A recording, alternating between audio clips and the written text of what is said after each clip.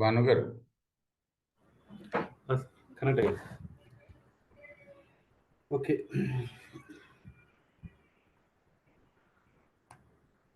Okay. Hi. Okay. Yesterday class అది విన్నారు కదా!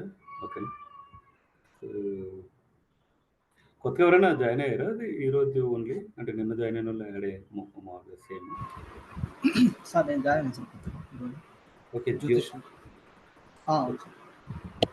Yeah hi sir. మీ గురించి చెప్తారా? అంటే మీరు అంటే ఎప్పుడు బీటెక్ అయింది? ఏం వర్క్ చేస్తారు? Actually, I did my bachelor's in 2018, like mechanical, from Karun University. Karunya. I did my master. Coimbatore. Coimbatore, okay. I did my master's in RTU, like Riga Technical University in Latvia. I'm working in manual testing. ఎక్కడ ఇండియాలోనే ఎక్కడ abroad. Okay. So actually I'm working now. 21 passed. Masters. From past 1.5 years I'm working for automation tester. Automation tester అంటే Selenium or Tosca, what are it? It's like Cypress. Oh, Cypress, okay. అంటే JavaScript లా ఉంటుంది కదా. Okay. Okay. But not too much about scripting.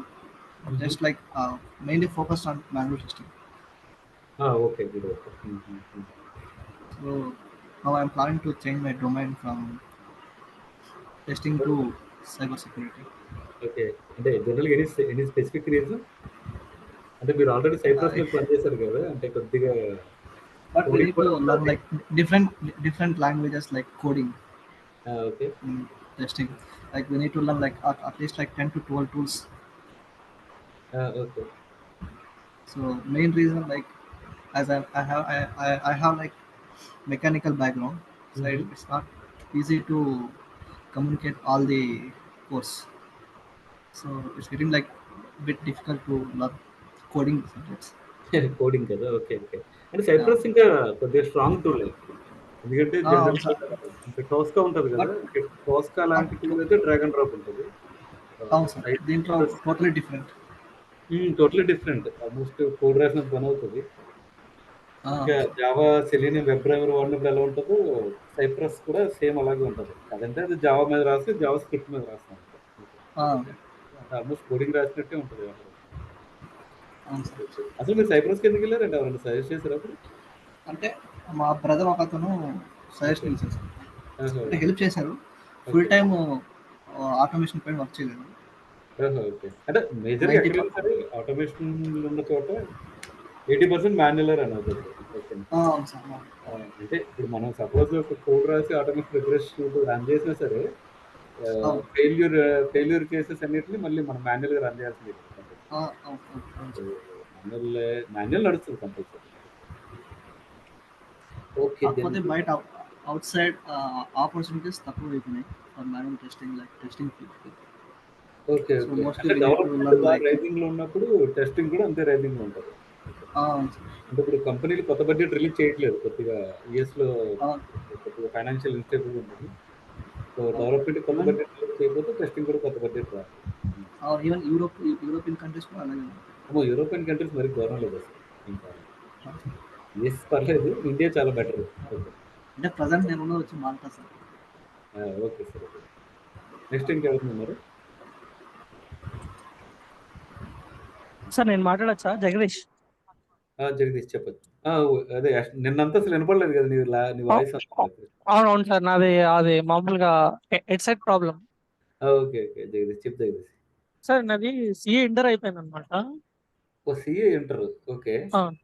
So final ఉంది, actual final కి gap వచ్చింది 2 years. Okay. So 3 years articleship చేస్తారు కదండి sir CA inter అయిపోయిన తర్వాత.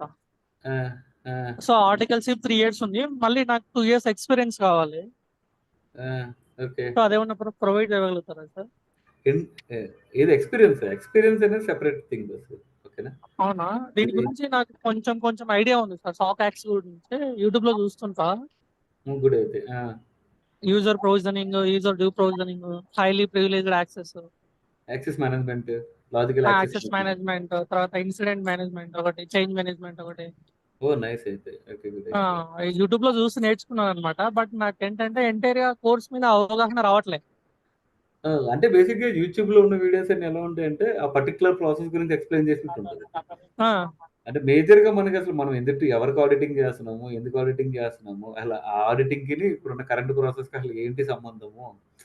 సో, అయి క్లియర్‌గా ఎక్స్‌ప్లెయిన్ చేయలేదు చాలా మంది. ఓకేనా. అవునవును సార్. సో, అది తర్వాత ప్రాబ్లమ్. ఓకేనా. ఆ, మీరెవరు మామూలుగా ఏమన్నా సల్వడోస్ అలాంటోళ్ళు ఏమన్నా ఫాలో అవుతున్నారా? ఎవరిని ఫాలో అవుతున్నారు? ఏంటంటి సార్? అంటే ఏ ఛానెల్స్ ఫాలో అవుతున్నారు అంటున్నా యూట్యూబ్‌లో? కొన్ని ఫారెన్ వాళ్ళు చెప్తున్నారు సార్. ఇది కూడా ఫాలో అవుతున్నాను. హ్మ్. హ్మ్. హ్మ్. హ్మ్. సో కొందరు ఫారెన్ వాళ్ళు చెప్తున్నారు. ఆ లాంగ్వేజ్ నాకు అర్థం అవుతలేదు. ఇంగ్లీష్ లో వాళ్ళు స్పీడ్ స్పీడ్ చెప్పేస్తున్నారు అనమాట. అవునవును. యాక్చువల్‌గా మేజర్ ఇష్యూ మనకి. Okay. Good. Good. Good. Normal English అర్థం అవుతుంది, కానీ వాళ్ళు ఫాస్ట్ వాళ్ళ లాంగ్వేజ్ వేరే ఉంటది కదండి. అవునవును. అంటే వాళ్ళు ఏదైనా చెప్పాలంటే మొత్తం చుట్టూ తిప్పి చెప్తూ ఉంటారులే. ఆ, ఓకే. అది కూడా అయితే. ఓకే.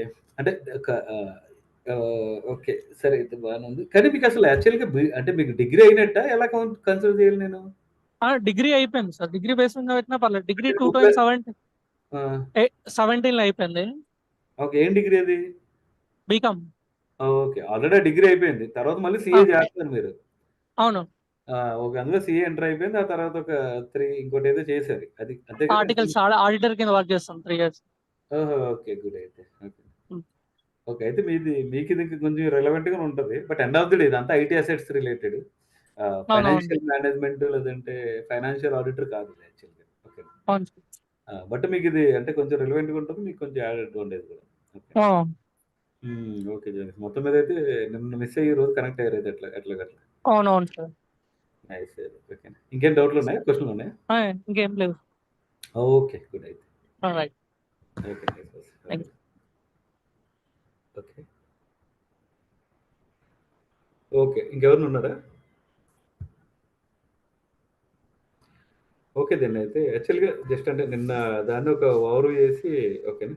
దెన్ ఈరోజు అంటే మన కోర్స్ ఏంటి? అసలు మనం అదే ఏం నేర్చుకుంటాం అనేది ఒకసారి కంటిన్యూ చేద్దాం.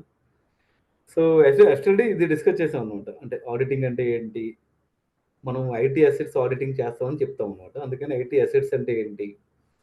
అర్థమైంది కదా! మనకి ఆర్గనైజేషన్‌లో ఉండే వర్క్ ఏంటి? ఏ కంపెనీ జాబ్స్ ఆఫర్ చేస్తున్నాయి? కెరీర్ గ్రోత్ ఎలా ఉంటది? ఓకేనా. ఇది కోర్స్ నేర్చుకోవాలంటే ఇంకేమైనా ప్రీ రిక్విజిట్స్ ఉంటాయా? ఓకేనా. సో, ఇది మనకి ఉండేది. ఓకే. సో, ఆడిటింగ్ అంటే ఏం లేదు. Verification kind of thing. ఓకేనా. అంటే ఎనీవే ఒకసారి నేను ఫాస్ట్‌గా లాగేస్తాను. సో, ఆడిటింగ్ అంటే మేజర్‌లీ మనం ఫోకస్ చేయాల్సింది ఏంటంటే ఓకేనా. ఆడిటింగ్ ఇది వెరిఫికేషన్ అనేది మేజర్. ఓకేనా. Auditing serves various purpose including verify.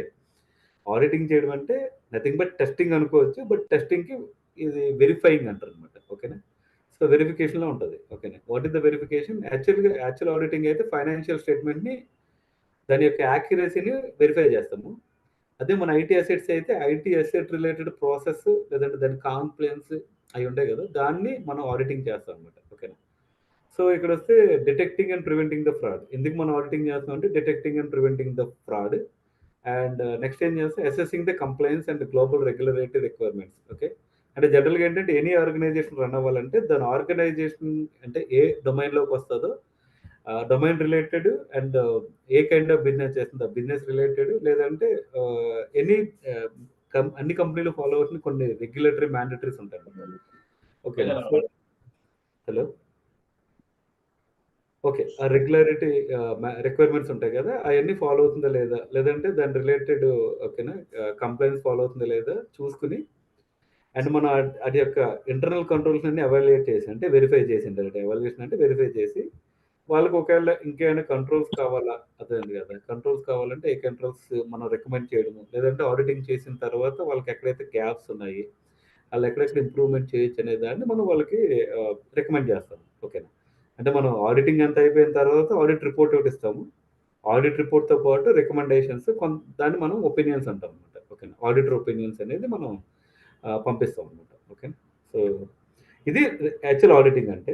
Auditing మనం ఐటీ అసెట్స్‌కి చేస్తాం కాబట్టి ఐటీ అసెట్ రిలేటెడ్ ఆడిటింగ్ చూస్తాం అన్నమాట.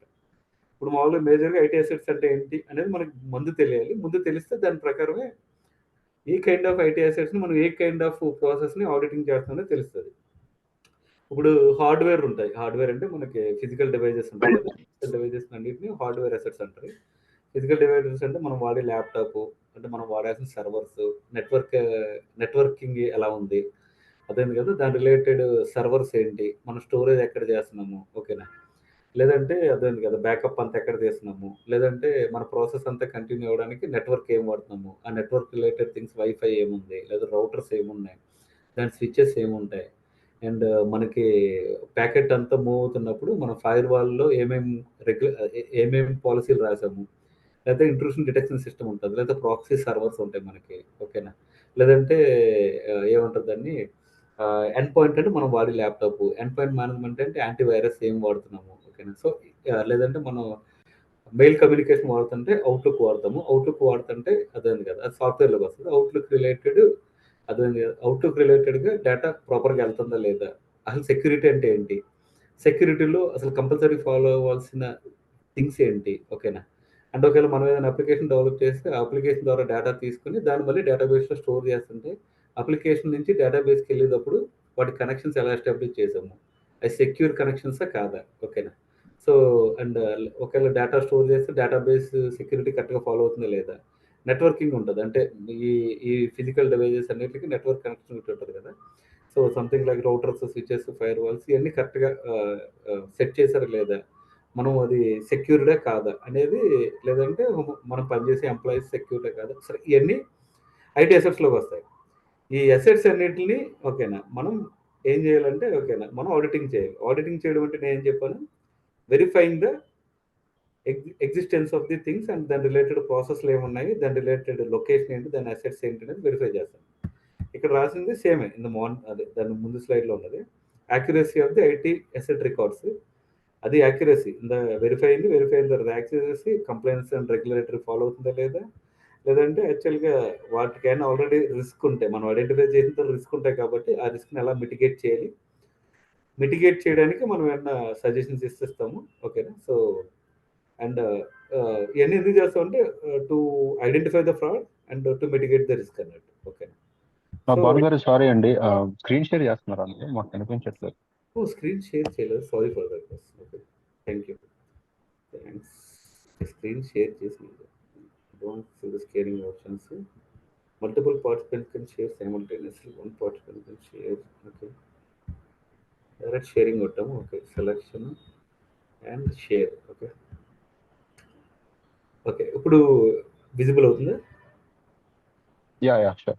ఓకే. కనిపిస్తుంది. Okay. Sorry for that. Okay. Okay. ఇది నేనంటే మామూలుగా ఆడిటింగ్ అంటే ఏంటి? ఐటీ అసెట్స్ అంటే ఏంటి? ఐటీ అసెట్స్‌ని ఎలా ఆడిటింగ్ చేస్తున్నాము? నాకు కంపెనీలో వర్క్ ఎలా ఉంటది?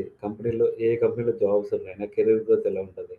అసలు ఈ టూల్ నేర్చుకోవాలంటే, లేదంటే ఈ కోర్స్ నేర్చుకోవాలంటే నా రిక్వైర్మెంట్ ఏంటి? ఓకేనా? ప్రీ రిక్విజిట్స్ ఏముండొచ్చు అనేది థింక్ చేస్తున్నాను. ఓకేనా? దాని తర్వాత అసలు ఆడిటింగ్ అంటే ఏంటంటే, ఆడిటింగ్ అంటే ఫైనాన్షియల్ స్టేట్మెంట్స్‌ని వెరిఫై చేయడము. ఏమైనా ప్రి ఫ్రాడ్ ఏం జరగకుండా డిటెక్ట్ చేసి దాన్ని ప్రివెంట్ చేయాలి. ఓకేనా? అండ్ మనకు కంపల్సరీ ఏ కంపెనీ రన్ చేయాలన్నా కొన్ని రెగ్యులేటరీ ఆర్గనైజేషన్స్ ఉంటాయి. దాని రిలేటెడ్ కంప్లెయింట్స్ అంతా మనం కరెక్ట్‌గా ఫాలో అవుతున్నామా లేదా? అండ్ దాని ఇంటర్నల్ కంట్రోల్స్ వెరిఫై చేసి మనం ఏదన్నా గ్యాప్స్ ఉంటే, లేదంటే ఏదన్నా రికమెండేషన్ చేయాలంటే చేస్తామన్నమాట ఫర్ ఇంప్రూవ్‌మెంట్. ఇది ఆడిటింగ్ అంటే. మనము ఐటీ అసెట్స్ రిలేటెడ్ ఆడిటింగ్ చేస్తాం కాబట్టి, ఐటీ అసెట్స్ అంటే అది హార్డ్‌వేర్ ఉంటది. దాని రిలేటెడ్ సాఫ్ట్‌వేర్ ఉంటది. డేటా స్టోరేజ్ లేకపోతే బ్యాకప్ అయన్నీ ఉంటాయి. అండ్ మన నెట్వర్కింగ్ మేనేజ్మెంట్ ఉంటది. ఓకేనా?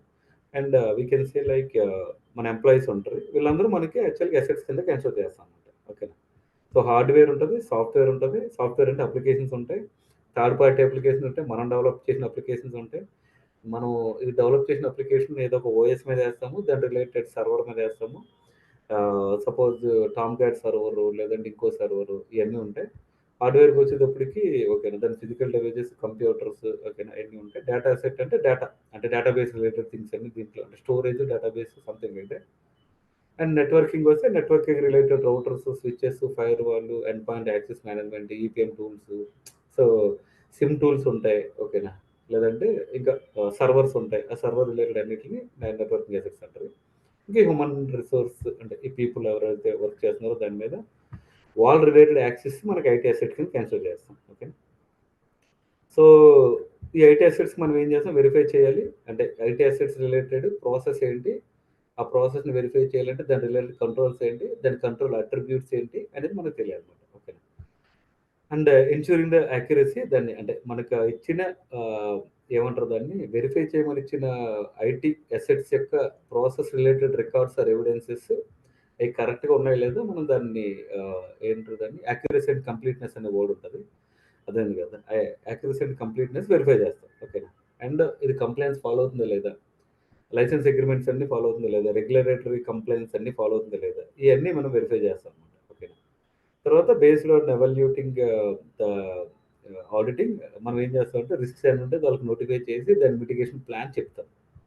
సో అండ్ ఇవన్నీ అంటే life cycle management to minimize the cost. Okay, అంటే ఇది మనం ఐటీ లైఫ్ సైకిల్ ప్రకారం మనం ఏమంటుంది అని మనకి ఏమేమి ప్రాసెస్ ఉన్నాయి అంటే చేంజ్ మేనేజ్మెంట్ ఉంటుంది, ఇన్సిడెంట్ మేనేజ్మెంట్ ఉంటుంది. ఈ ప్రాసెస్ అన్నిటికి ప్రాపర్గా జరుగుతుందో ఎక్కడైనా అంటే ఫైనాన్షియల్ వీటికి మేజర్గా మినిమైజ్ ద కాస్ట్ అనే వాడతాం. మనం మినిమైజ్ ద కాస్ట్ అనేది మేజర్ ఫోకస్ కాదు, whether we are following the compliance or not, whether we are following the regulatory compliance or not, or whether we are following ఏమంటారు దాన్ని, whether we are following the process as per the process or మన business ప్రాసెస్ని మనం define చేసినట్టు అంటే policy and procedure document ఉంటుంది, దాని ప్రకారం మనం ఫాలో అవుతున్నాం లేదా, లేదా స్టాండర్డ్ ఆపరేటింగ్ ప్రొసీజర్ డాక్యుమెంట్ ఉంటుంది, దాని ప్రకారం ఫాలో అవుతుందో లేదో చూసుకుంటాం అనమాట. ఓకే, సో దానికే మనం ఆడిటింగ్ చేస్తాం. Okay, then good, what is our work in our organization, roles and responsibilities.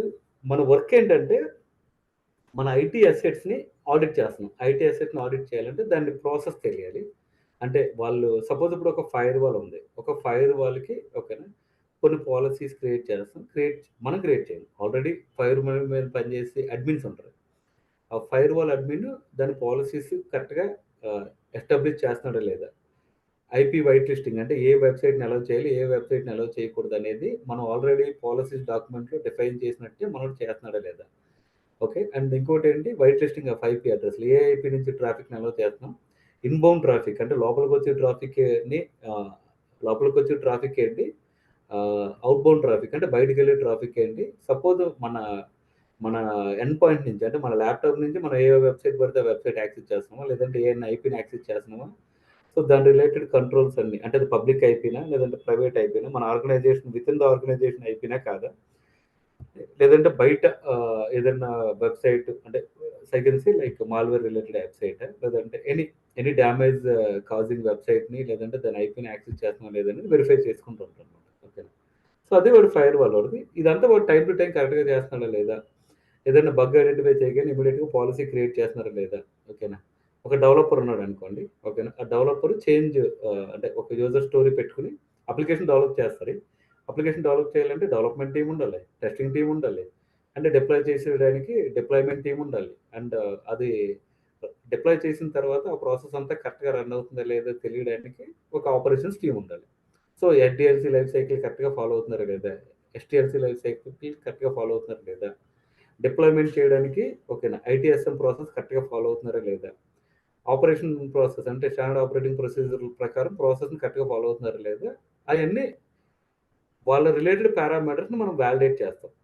వాళ్ళ రిలేటెడ్ పారామీటర్ ఒక్కో ప్రాసెస్కి కొన్ని కంట్రోల్ అట్రిబ్యూట్స్ అంటారు, మనం పారామీటర్స్ అంటాం మామూలుగా, దాన్ని కంట్రోల్ అట్రిబ్యూట్స్ అన్నారు అనమాట యాక్చువల్లీ.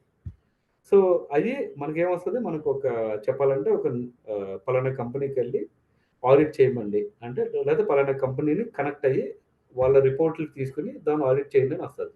వాళ్ళు మనకి దాని రిలేటెడ్ రిపోర్ట్స్, ఎవిడెన్స్లు, పాపులేషన్. ఓకే, సో పాపులేషన్ అనే కూడా నేను చెప్తాను, ఎవిడెన్స్ అని దేని అంటారు కూడా నేను చెప్తాను అనమాట. అంటే వాళ్ళ రిలేటెడ్ ప్రాసెస్ రిలేటెడ్ రిపోర్ట్స్ మనకి ఇస్తారు. ఆ రిపోర్ట్ని చూసి వాళ్ళు యాజ్ పర్ పాలసీ ప్రొసీజర్ డాక్యుమెంట్ని ఫాలో అవుతున్నారో లేదో మనం వెరిఫై చేయాలి. సో ఇది మన వర్క్. అసలు ఫస్ట్ ఎవరికి ఆడిటింగ్ చేస్తున్నాము, ఎవరు ఆడిటింగ్ చేస్తున్నారు, అసలు వాళ్ళకి ఆడిటింగ్ చేసిన రిపోర్ట్ వాళ్ళు ఎవరికి పంపిస్తారు, అది ఈరోజు క్లాస్లో చెప్తారు. ఓకేనా, సో అది దీనికి సంబంధించిన వర్క్. ఓకే, దెన్ అంటే జాబ్ ఆపర్చునిటీస్ ఎలా ఉన్నాయి గూగుల్లో సెర్చ్ చేయండి. జనరల్ నేను చెప్పేది ఏంటంటే బిగ్ 4 కంపెనీస్లో బాగా ఓపెనింగ్స్ ఉంటాయి. ఓకేనా, ఇది వెరీ కొత్తగా స్టార్ట్ అయింది. అంటే బేసిక్ ఏంటంటే అంతకు ముందు అంటే 2020 కరోనా రాకముందు జనరల్‌గా ఏంటంటే మనం అందరం యాక్చువల్‌గా ఆఫీస్‌కెళ్ళి వర్క్ చేస్తుండాలి ఎక్కువసేపు. అంటే మనకంతా ప్రైవేట్ నెట్‌వర్క్‌లో పనిచేసేవాళ్ళం. మనం ఏ ఆర్గనైజేషన్‌లో అయితే పనిచేస్తే. బట్ తర్వాత ఏమైందంటే ఇప్పుడంతా హైబ్రిడ్ లేదంటే రిమోట్ వర్క్ ఎక్కువ జరుగుతుంది. అందుకని ఏమైందంటే ఒక క్లయింట్ ఉన్నాడు. సపోజ్ క్యాప్‌జెమినీకి సపోజ్ యూఎస్ బ్యాంక్ అనేది ఒక క్లయింట్ అనుకోండి. ఆ యూఎస్ బ్యాంక్ వాడు క్యాప్‌జెమినీని అడుగుతున్నాడు. మీ దగ్గర అంతా ఇన్ఫర్మేషన్ సెక్యూరా? ఎందుకంటే మీ ఎంప్లాయీస్ మా ప్రొడక్ట్‌ల మీద పనిచేస్తున్నారు. నా డేటా అంతా మీరు మెయింటైన్ చేస్తున్నారు.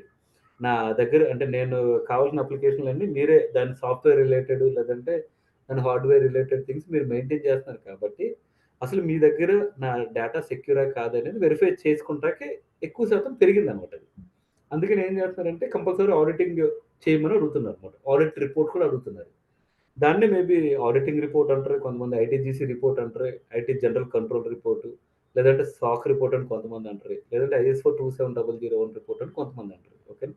సో రిపోర్ట్ ఏదైనా ఉండే లేదా పీసీఐడిఎస్ఎస్ రిపోర్ట్ అనొచ్చు, హిప్పా రిపోర్ట్ అనొచ్చు. అంటే ఇవన్నీ ఎందుకంటారంటే ఆ కంప్లైన్స్‌ని ఫాలో అవుతుందో లేదో వెరిఫై చేస్తారు కాబట్టి దాని రిపోర్ట్ అంటారు. అంటే ఇప్పుడు నేను కరెంట్‌గా ఏం చెప్పాలనుకుంటున్నానంటే after Covid employees different places నుంచి వర్క్ చేస్తున్నారు కాబట్టి క్లయింట్‌కి ఒక కన్సర్న్ ఉంది. మీ ఎంప్లాయీ డేటాని ఏమన్నా డౌన్‌లోడ్ చేసుకుంటాడు. లేదంటే నా ఇంటలెక్చువల్ ప్రాపర్టీని మిస్‌యూజ్ చేస్తాడు అనే భయం ఉంది కాబట్టి వాళ్ళు ఆడిట్ రిపోర్ట్‌లు కంపల్సరీ అడుగుతున్నాడు. ఇదివరకు సీఏ చేసేవారు ఇయన్నీని. అంటే చార్టర్డ్ అకౌంటెంట్లు గట్టా చేసేవారు. ఆ రిపోర్ట్‌లు సరిపోతుండే వాళ్ళకి. బట్ యాస్ ఆఫ్ నౌ వాళ్ళు ఏం ఎక్స్‌పెక్ట్ చేస్తున్నారంటే ఐటీ అసెట్స్ రిలేటెడ్ ఆడిటింగ్ కూడా మాకివ్వండి. ఆ ఆడిట్ రిపోర్ట్ ఇవ్వండి అని బాగా అంటే కొంచెం ప్రెషర్ పెంచారు. ఇప్పుడు ఈ మధ్య కాలంలో స్టార్టప్ కంపెనీలు లేదంటే కొత్తగా సర్వీస్ ప్రొవైడ్ చేసే కంపెనీలు పెరిగినాయి. అంటే సర్వీస్ ఇచ్చే కంపెనీలు. అంటే మనకి ఇప్పుడు క్యాప్‌జెమినీ కూడా one of the service organization company or service providing company for దాని క్లయింట్‌కి ఇది సర్వీస్ ప్రొవైడింగ్ కంపెనీ అవుతది. ఓకే. సో, వాళ్ళకి ఇవ్వాల్సి వస్తుందన్నమాట. అందుకనే ఇప్పుడిప్పుడే బూమ్ స్టార్ట్ అయింది. So, it will run. ఓకేనా. ప్యాకేజెస్‌కొచ్చేటప్పటికి అంటే నేనొక 4 ఇయర్స్ ఎక్స్‌పీరియన్స్ పెట్టుకొని వెళ్ళాలి. అలా ఉంటది ఎక్కువ శాతం. మోర్ దెన్ 10 ఇయర్స్ అయితే దెన్ దెన్ ఇట్స్ మళ్ళీ ఇంకొక నెక్స్ట్ లెవెల్ ట్రైనింగ్ కూడా ఉంటది. దానికి అటెండ్ అవ్వాల్సి ఉంటది. సో, మనం ఎంత పెడతామంటే 3, 4 ఇయర్స్ ఎక్స్‌పీరియన్స్ పెడతాం. మహా అయితే 5 ఇయర్స్ ఎక్స్‌పీరియన్స్ పెడతాం అంతే. అప్పుడు మనం అంటే మన ప్యాకేజెస్ ఎలా ఉంటాయంటే 8-15 లేకపోతే 17 మ్యాక్స్ అంతవరకే ఉంటాయి. అంటే మరి 20 లాక్స్ ఆల్రెడీ పైన ఉన్న వాళ్ళైతే నేనైతే సజెస్ట్ చేయను. ఓకేనా. సో, ప్యాకేజ్ గనుక ఒకవేళ మోర్ దాన్ 20 లాక్స్ ఉంటే నేను అప్పుడే సజెస్ట్ చేయను. ఎందుకంటే ఈ ట్రైనింగ్‌తో పాటు ఇంకో లీడ్ కన్సల్టెంట్ ట్రైనింగ్ ఒకటి ఉంటది. సో, దాన్ని కూడా అటెండ్ అవ్వాలి. అప్పుడే వాళ్ళకి ఆ కైండ్ ఆఫ్ గ్రోత్ వస్తదన్నమాట. ఓకే.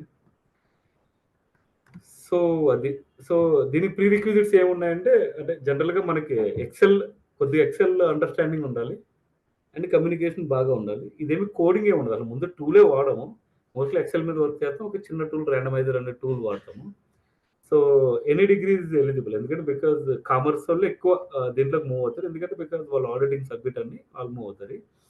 సో, మేజర్‌గా ఐటీ కంపెనీల్లో వాళ్ళు మేజర్‌గా ఎక్కువ తీసుకునేది ఏంటంటే science background and engineering background లేకపోతే 4 year degree or 3 year degree. So, any degree 3 year degree or 4 year degree or BCom or BSc, BA whatever it may be. ఓకేనా. సో, ఎవరైనా అప్లై చేయొచ్చు. కోడింగ్ రాయాల్సిన అవసరం ఏమి ఉండదు. ఎందుకంటే బేసిక్‌గా మనం రాసేది డెవలప్‌మెంట్ కాదు. మనం ఆడిటింగ్ మాత్రమే చేస్తున్నాం. ఓకేనా. సో, ఇది యెస్టర్‌డే క్లాస్. ఓకేనా. సో, ఈరోజు క్లాస్‌కి మనం బాగా టార్గెట్ చేయాల్సిన ఐటెమ్స్ ఏంటంటే ఓకేనా. ఓకే. దీనికంటే ముందు ఒకసారి నేను కోర్స్ కంటెంట్ ఒకసారి మళ్ళీ చూపిస్తాను. ఓకేనా. అంటే మనం ఏ కోర్స్ ఫాలో అవుతున్నాం అనేది. ఓకేనా. దీని గురించి కొద్దిగా ఇంట్రడక్షన్ కూడా ఇస్తాను. యాక్చువల్ దాన్ని బట్టి ఓకేనా నెక్స్ట్ క్లాస్‌కి మనం వెళ్ళొచ్చనమాట. ఓకేనా. ఇప్పుడు ఐటీ ఆడిట్ అంటే జస్ట్ ఒక బేసిక్ ఇంట్రడక్షన్ ఇచ్చాను కదా! మనకి టైప్స్ ఆఫ్ ఆడిటర్స్ ఉంటారు. అంటే ఇంటర్నల్ ఆడిటర్ అని లేదంటే ఎక్స్టర్నల్ ఆడిటర్ అనేది. ఓకేనా. మోస్ట్‌లీ ఎక్స్టర్నల్ ఆడిటర్ ఎక్కువ శాతం బిగ్ 4 నుంచి ఉంటారు. అండ్ యాక్చువల్‌గా ఎక్స్టర్నల్ ఆడిటర్ అనేది ఒక్క ఆడిటర్ కింద ఉండదు. యాక్చువల్‌గా ఎక్స్టర్నల్ ఆడిటింగ్ టీమ్ ఉంటది యాక్చువల్‌గా. ఎక్స్టర్నల్ ఆడిటింగ్ టీమ్ ఉంటది. అంటే వాళ్ళు ఫైనాన్షియల్ ఆడిటర్స్ ఉంటారు. ఐటీ అసెట్ రిలేటెడ్ ఆడిటర్ ఒకడు ఉంటాడు. అండ్ వాళ్ళ డొమైన్ బేస్డ్ ఆడిటర్ ఒకడు ఉంటారనమాట. ఓకేనా. సో, వాళ్ళతో పాటు మనకు సంబంధించిన ఎక్స్టర్నల్ ఆడిటర్ అంటే ఎక్స్టర్నల్ ఐటీ ఆడిటర్ కూడా వెళ్తాడనమాట. ఓకేనా. మనమంతా మేజర్‌గా ఎక్కువ శాతం మనం చేసేది ఇంటర్నల్ ఆడిటింగే. ఇంటర్నల్ ఆడిటింగ్ అంటే మనం ఏ కంపెనీలో పని చేస్తామో లేదా ఏ కంపెనీలో రిక్రూట్ అవుతామో ఆ కంపెనీ యొక్క అసెట్స్‌ని ఆడిటింగ్ చేయము. ఎందుకంటే ఎప్పుడైనా సరే ఆడిటింగ్ అనేది థర్డ్ పార్టీ మెంబర్ అవుతాడు. అంటే మనం ఇప్పుడు మనం ఒక సపోజ్ క్యాప్జెమినీలో ఏదైనా ప్రాసెస్ని ఆడిట్ చేయాలంటే విత్ ఇన్ ద క్యాప్జెమినీ వాళ్ళు పనిచేసే వాళ్ళని ఇంటర్నల్ ఆడిటర్ అనకూడదు. మేబీ విత్ ఇన్ ద క్యాప్జెమినీలో కూడా ఇంటర్నల్ ఆడిటర్ ఉంటే వాళ్ళు వేరే కంపెనీకి ఆడిట్ చేయడానికి వెళ్ళొచ్చు. అంతేగాని వాళ్ళ ప్రాసెస్ని వాళ్ళు ఆడిట్ చేసుకోకూడదు. బట్ ఎనీవే అసలు ఎవరిని ఇంటర్నల్ ఆడిటర్ అనేది కూడా నేను చెప్తాను ఒకసారి. ఓకే. అండ్ అంటే రకరకాల ఫేజెస్ ఆఫ్ ఐటీ ఆడిటింగ్ ఉంటుంది. అంటే ఆడిటింగ్ చేసేటప్పుడు అంటే ఒక 4 స్టేజెస్ ఉంటాయి అన్నమాట. ఓకేనా. సో అంటే వాళ్ళు ప్లాన్ చేసి ఓకేనా, వాళ్ళు ప్లాన్ చేసిన తర్వాత ఏమంటారు దాన్ని వర్క్ ప్రోగ్రెస్ తీసుకుని దాని తర్వాత రిపోర్ట్ ఇచ్చి దానికి మనం రివ్యూ చేస్తాం అన్నట్టు. ఓకేనా. సో అలా ఫేజెస్ ఉంటాయి. ఓకేనా.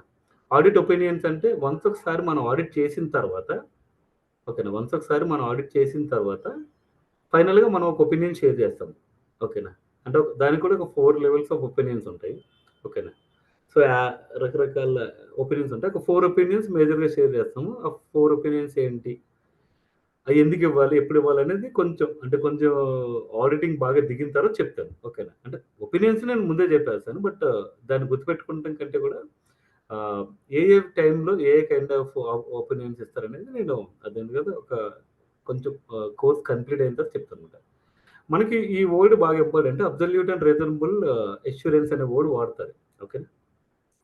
దీన్ని ఎందుకు వాడతారంటే మనం అవుట్ ఆఫ్ అంటే మనకి పాపులేషన్ అనే వర్డ్ వాడతారు. అదేంటో కూడా చెప్తాను. మనం మన దగ్గర ఉన్న అన్ని అంటే మొత్తం పాపులేషన్ని మనం ఆడిట్ చేయము. పాపులేషన్లో మనం శాంపుల్స్ తీసుకుంటాం, కొన్ని శాంపుల్స్ అనమాట. సపోజ్ ఇప్పుడు నేను నా కంపెనీలో సపోజ్ నేను క్యాప్జెమినీలో ఒక న్యూ జాయినీస్ ఒక 1000 మెంబర్స్ ఉన్నారనుకోండి. సపోజ్ ఒక సంవత్సరం మొత్తానికి అంటే 2023 జనవరి నుంచి మొదలెట్టి 2023 డిసెంబర్ వరకు. ఓకేనా. డిసెంబర్ 31 వరకు ఒక 1000 ఎంప్లాయీస్ జాయిన్ అయ్యారు అనుకోండి. ఆ 1000 ఎంప్లాయీస్ని నేను మొత్తం అందరినీ ఆడిట్ చేశాను. ఈవెన్ 1000 మెంబర్స్ ఉంటే నేను దాంట్లోంచి ఒక 25 మెంబర్ని సెలెక్ట్ చేస్తాను. అంటే 25 మెంబర్ని సెలెక్ట్ చేసి వాళ్ళు మాత్రం ఆడిట్ చేస్తాను. అలా ఆడిట్ చేయడాన్ని రీజనబుల్ అష్యూరెన్స్ అంటారు అనమాట. మనం చేసే ఆడిటింగ్ అబ్సల్యూట్ ఆడిటింగ్ కాదు. ఓకే. రీజనబుల్ ఆడిటింగ్ అనే వర్డ్ వాడుకోవచ్చు, లేకపోతే రీజనబుల్ అష్యూరెన్స్ అనే వర్డ్ వాడుకోవచ్చు అనమాట. ఓకేనా. సో అదేంది కదా డిఫరెంట్ టైప్స్ ఆఫ్ ఆడిట్స్ ఉంటాయి. ఓకేనా. సో ఇదొక 2 టైప్స్ ఆఫ్ ఆడిట్స్ ఉంటాయి. అదేంటనేది నేను చెప్తాను. ఓకేనా. సో మనం అంటే మామూలుగా ఆడిట్ చేయడానికంటే ముందు మనం రిస్క్ మేనేజ్మెంట్ గురించి బేసిక్గా తెలుసుకోవాలి. ఓకేనా. రిస్క్ మేనేజ్మెంట్ గురించి మనం బాగా తెలుసుకోవాలి. అంటే ఏంటి అంటే రిస్క్ మేనేజ్మెంట్ అంటే రిస్క్ అంటే ఏంటి ఫస్ట్. రిస్క్ అంటే రిస్క్ అనే దానికి నేను ఇంకొక వర్డ్ చెప్తాను. బేసిక్ ఏంటంటే దీన్ని కూడా మీరు మైండ్లో పెట్టుకోవాలి. ఓకేనా. మనకి ఐటీ అసెట్స్ ఓకేనా, ఐటీ అసెట్స్ ఉంటాయి కదా. ఈ ఐటీ అసెట్స్కి ఓకేనా. సో మనకి ఐటీ అంటే డేటా, ఇన్ఫర్మేషన్ టెక్నాలజీ ఈ వర్డ్ వాడాలంటే ఇన్ఫర్మేషన్ టెక్నాలజీ మనదంతా ఇన్ఫర్మేషన్ టెక్నాలజీ కదా. ఓకే. ఇన్ఫర్మేషన్ టెక్నాలజీ అనే వర్డ్ వాడాలంటే ఇన్ఫర్మేషన్ రిలేటెడ్ టెక్నాలజీస్ అన్నీ ఇన్ఫర్మేషన్ యొక్క సెక్యూరిటీ బాగా మ్యాటర్. ఓకేనా. అంటే ఏం చేసిన ఎండ్ ఆఫ్ ది డే నేను దానికి సెక్యూరిటీ ప్రొవైడ్ చేయాలి. దానికోసం జనరల్గా సిఐఏ ట్రయాంగిల్ అనేది బాగా ఫాలో అవుతారు.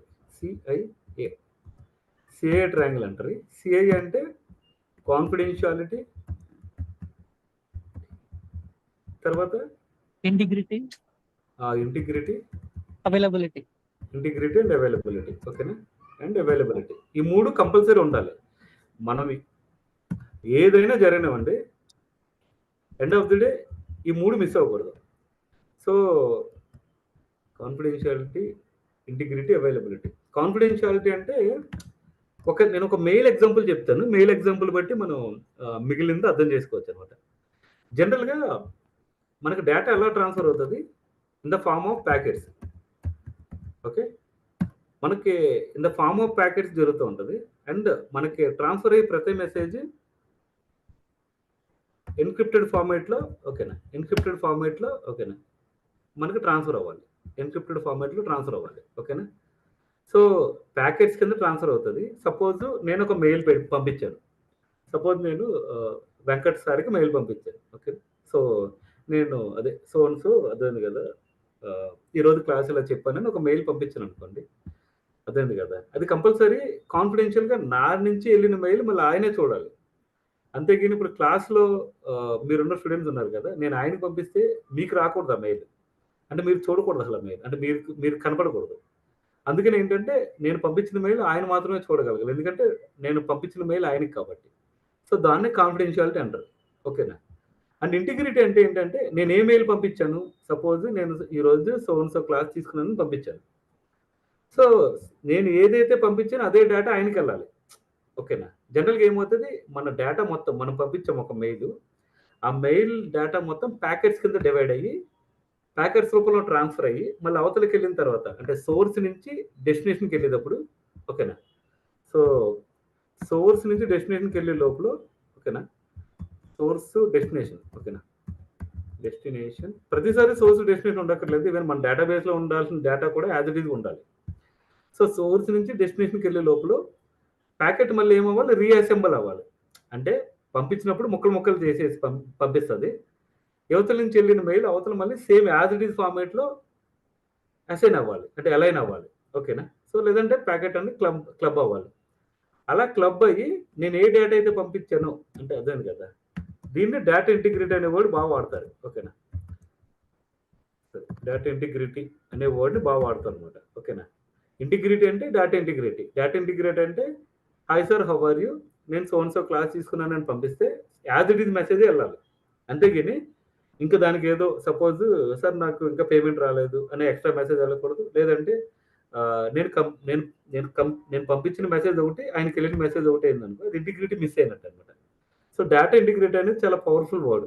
ఓకేనా. అండ్ సో అంటే డేటా ఇంటిగ్రిటీ అంటే ఏంటి, నేను ఇక్కడ నుంచి ఏం పంపించాను అదే డేటా ఆయనకి రీచ్ అవ్వాలి. పంపించిన డేటా కంపల్సరీ ఎన్క్రిప్టెడ్ ఫార్మాట్ వెళ్ళాలి, అంటే ప్లెయిన్ టెక్స్ట్ ఫార్మాట్లో వెళ్తే ఎవరైనా చూడగలుగుతారు.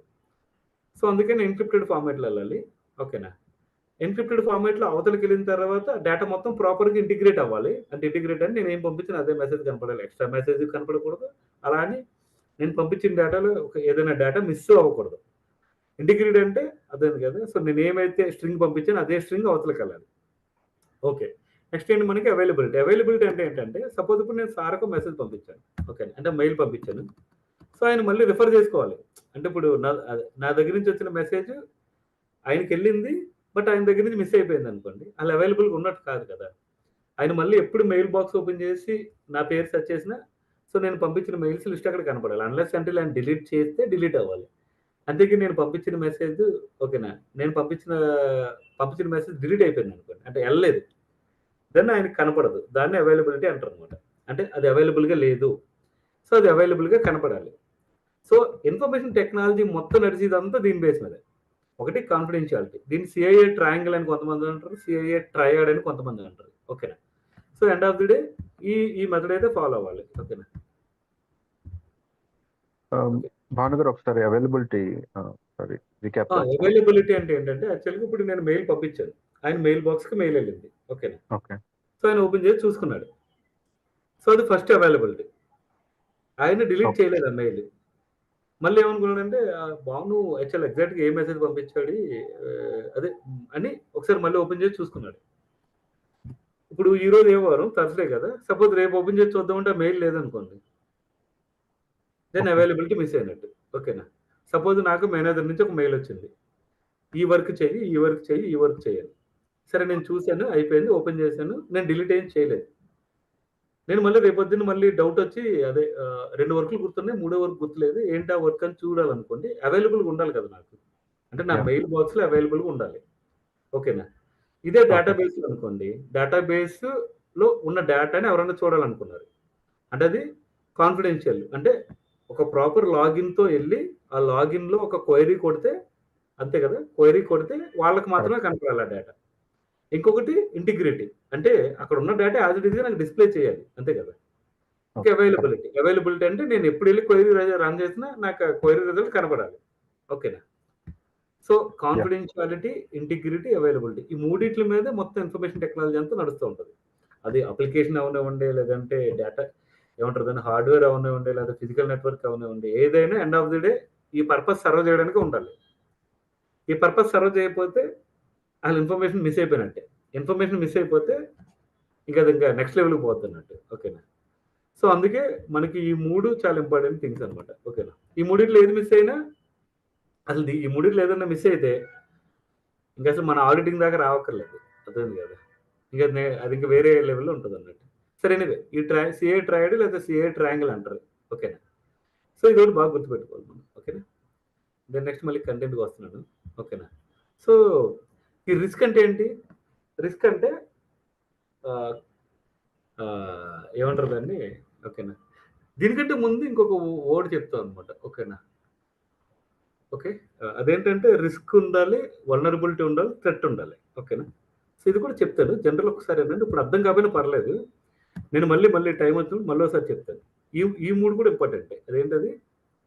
రిస్క్ ఏంటి, థ్రెట్ ఏంటి, దానికంటే ముందు వల్నరబిలిటీ ఏంటి. ఓకేనా. మీరు ఆల్రెడీ అంటే ఈ కోర్స్ అటెండ్ అయ్యారండి? అంటే సైబర్ సెక్యూరిటీ అంటే సిమ్ టూల్స్ మీద కోర్స్ అటెండ్ అయ్యారండి? But anyway right. Okay. Vulnerability okay అదేంది కదా. అంటే మనకి అటాక్ జరిగేటప్పుడు ఈ ప్యాటర్న్ ఫాలో అవుతుంది. వల్నరబిలిటీ, దాని తర్వాత థ్రెట్ ఏముంది, దానివల్ల వచ్చే డ్యామేజ్ వల్ల జరిగే రిస్క్ ఏంటి అనేది. ఇప్పుడు సపోజ్ ఓకే ఇప్పుడు మనకి కాన్ఫిడెన్షియల్ ఇన్ఫర్మేషన్ కనుక ఇప్పుడు నేను ఒక మెయిల్ పంపించాను. సపోజ్ నేను ఏదన్నా బిడ్ వేద్దాం, ఆ బిడ్ని నేను ఒక మెయిల్లో పంపించాను. ఓకేనా. ఆ ఇన్ఫర్మేషన్ ఎవరో హ్యాకర్ ఎవరో థెఫ్ట్ చేశారు, అంటే తీసేసుకున్నారు. అంటే ఎవరు పడితే చూడగలిగారు అనుకో. First confidentiality పోనట్టు. కాన్ఫిడెన్షియాలిటీ పోతే అదేంటి కదా, దానివల్ల రిస్క్ వస్తుంది. ఓకేనా. లేదు మనం ఫైర్ వాలే తీసుకున్నాం అనుకోండి. సపోజ్ ఒక ఫైర్ వాల్ తీసుకున్నాం. ఫైర్ వాల్లో మనం ఒక పర్టికులర్ వెబ్సైట్ని బ్లాక్ చేయాలనుకున్నాం, బ్లాక్ చేయడం మర్చిపోయాం. దెన్ దాని దగ్గర నుంచి ఒక రిస్క్ వస్తుంది. లేదు ఫైర్ వాల్ ద్వారానే మనకు అన్ని ట్రాఫిక్ మొత్తం వస్తూ ఉంటుంది. మనం ఫైర్ వాల్లో ఒక హ్యాకర్స్ ఐపీలో ఆల్రెడీ కొన్ని ఉంటాయి. ఓకేనా. లేదంటే సపోజ్ మనకి మేజర్గా సపోజ్ రష్యా నుంచి వచ్చే ట్రాఫిక్ను, లేదంటే నార్త్ కొరియా నుంచి వచ్చే ట్రాఫిక్ను, ఓకేనా, లేదంటే కొన్ని ఆఫ్రికన్ కంట్రీస్ ఉంటాయి. ఓకేనా. సో దాని నుంచి వచ్చే ట్రాఫిక్ను బేసిక్గా మనం బ్లాక్ లిస్ట్ చేయాలి. సో దాని రిలేటెడ్ అదేంది కదా, వాళ్ళ పబ్లిక్ ఐపీస్ ఉంటాయి కదా, వాళ్ళ పబ్లిక్ ఐపీస్ అన్ని కొన్ని వెబ్సైట్లో దొరుకుతాయి అనమాట. సో ఆ ఐపీలన్నింటినీ మనం ముందే బ్లాక్ లిస్ట్ చేయాలి. లేదా మొత్తం అన్ని బ్లాక్ చేసేసి కొన్ని పర్టికులర్ ఐపీకి మాత్రమే యాక్సెస్ ఇస్తాం అనమాట. అంటే మన ఇంటర్నల్ ప్రైవేట్ ఐపీస్కి, లేదా మన క్లయింట్ యూజ్ చేసి యూఎస్ రిలేటెడ్ రీజియన్కి మనం యాక్సెస్ ఇచ్చామనుకోండి. ఓకేనా. సో అది ఫైర్ వాల్లో మనం ఆ సెట్టింగ్ చేయాలి. మనం ఆ సెట్టింగ్ చేయకపోతే మనకి ఏమవుతుంది, రిస్క్ ఉంటుంది. అంటే హ్యాకర్స్ ఫైర్ వాల్ నుంచి డైరెక్ట్గా ఎంటర్ అయిపోతారు. ఎందుకంటే బికాజ్ మనం వాళ్ళు బ్లాక్ చేయలేకపోయాం. ఓకేనా. సో లేదు డేటాబేస్ ఉంది అనుకోండి సపోజ్. ఓకేనా. సో డేటాబేస్ ఉంది. డేటాబేస్లో మనం ఓకేనా డేటాబేస్ మన డేటా స్టోర్ చేస్తున్నాము. ఓకేనా. సో మనము అప్పుడప్పుడు కొన్ని సర్వీస్ అకౌంట్లు క్రియేట్ చేస్తాం. అంటే రెగ్యులర్గా కొన్ని యూజర్ అకౌంట్స్ ఉంటాయి. ఏదైనా స్పెషల్ పర్పస్ మీద కొన్ని అకౌంట్లు క్రియేట్ చేసాము. ఆ అకౌంట్లు క్రియేట్ చేసినప్పుడు దాని రిలేటెడ్ లాగిన్స్ చాలా జనరిక్ లాగిన్ పెట్టాం అనుకోండి. ఓకే. జనరిక్ లాగిన్ పెడితే వాళ్ళు డిక్షనరీ అటాక్ అని ఒక అటాక్ ఉంటుంది అన్నమాట. ఓకే. డిక్షనరీ అటాక్ అనే అటాక్ ద్వారా వాళ్ళు పాస్వర్డ్ని క్రాక్ చేసి మన డేటాబేస్కి లాగిన్ అయ్యి డేటా మొత్తం డిలీట్ చేయగలుగుతారు అనమాట. సో అది మనకి హైయెస్ట్ రిస్క్. దాంట్లో ఓకేనా వల్నరబిలిటీ ఏంటి? వల్నరబిలిటీ ఏంటంటే ఇందులో వీక్ పాస్వర్డ్, అంతే కదా. దీంట్లో మనకి వీక్ పాస్వర్డ్ అంటే వీక్ పాస్వర్డ్ కాన్ఫిగరేషన్ పెట్టాం. ఓకేనా. అంటే చాలా ఈజీ పాస్వర్డ్లు పెట్టుకున్నాం. అంటే అందరికీ గుర్తుండి పాస్వర్డ్లు పెట్టుకుంటే అప్పుడు ఏమవుతుంది, మనకి ఆ వీక్ పాస్వర్డ్ ద్వారా వాడు దాని యూజర్ నేమ్ని దాని పాస్వర్డ్ని వాడుకుని డేటాబేస్లోకి వెళ్ళి డేటాని డిలీట్ చేసేది. ఇది మనకి హైయెస్ట్ రిస్క్. ఓకేనా. అదేంది కదా. సో ఇది రిస్క్ని టచ్ చేస్తుంది. థ్రెట్ అంటే ఏంటి అంటే థ్రెట్ అంటే మనం ఒక విధంగా చెప్పాలంటే భయపెట్టడం లాంటిది. అంటే ఏ వేలో, అంటే ఏ కైండ్ ఆఫ్ అప్రోచ్లో వాడు మన సిస్టమ్స్లోకి ఎంటర్ అయ్యాడు. ఓకేనా. ఏ కైండ్ ఆఫ్ అప్రోచ్లో అది బ్రూట్ ఫోర్స్ అటాక్. ఈ విషయాలని మనం తేలిన అవసరం లేదు. జస్ట్ ఇన్ఫార్మ్ చెప్తున్నాను అనమాట. బ్రూట్ ఫోర్స్ అటాక్ అంటారు. అంటే ఏంటి, పాస్వర్డ్ని థెఫ్ట్ చేయడం ద్వారా, అంటే పాస్వర్డ్లో వీక్నెస్ ఉంది, వీక్ పాస్వర్డ్ వాడాము, ఆ వీక్ పాస్వర్డ్ వాడటం వల్ల బ్రూట్ ఫోర్స్ అటాక్ చేసి ఓకేనా వాడు రిస్క్ క్రియేట్ చేశాడు మనకి. ఓకే. రిస్క్ ఏంటి, డిలీషన్ ఆఫ్ డేటా.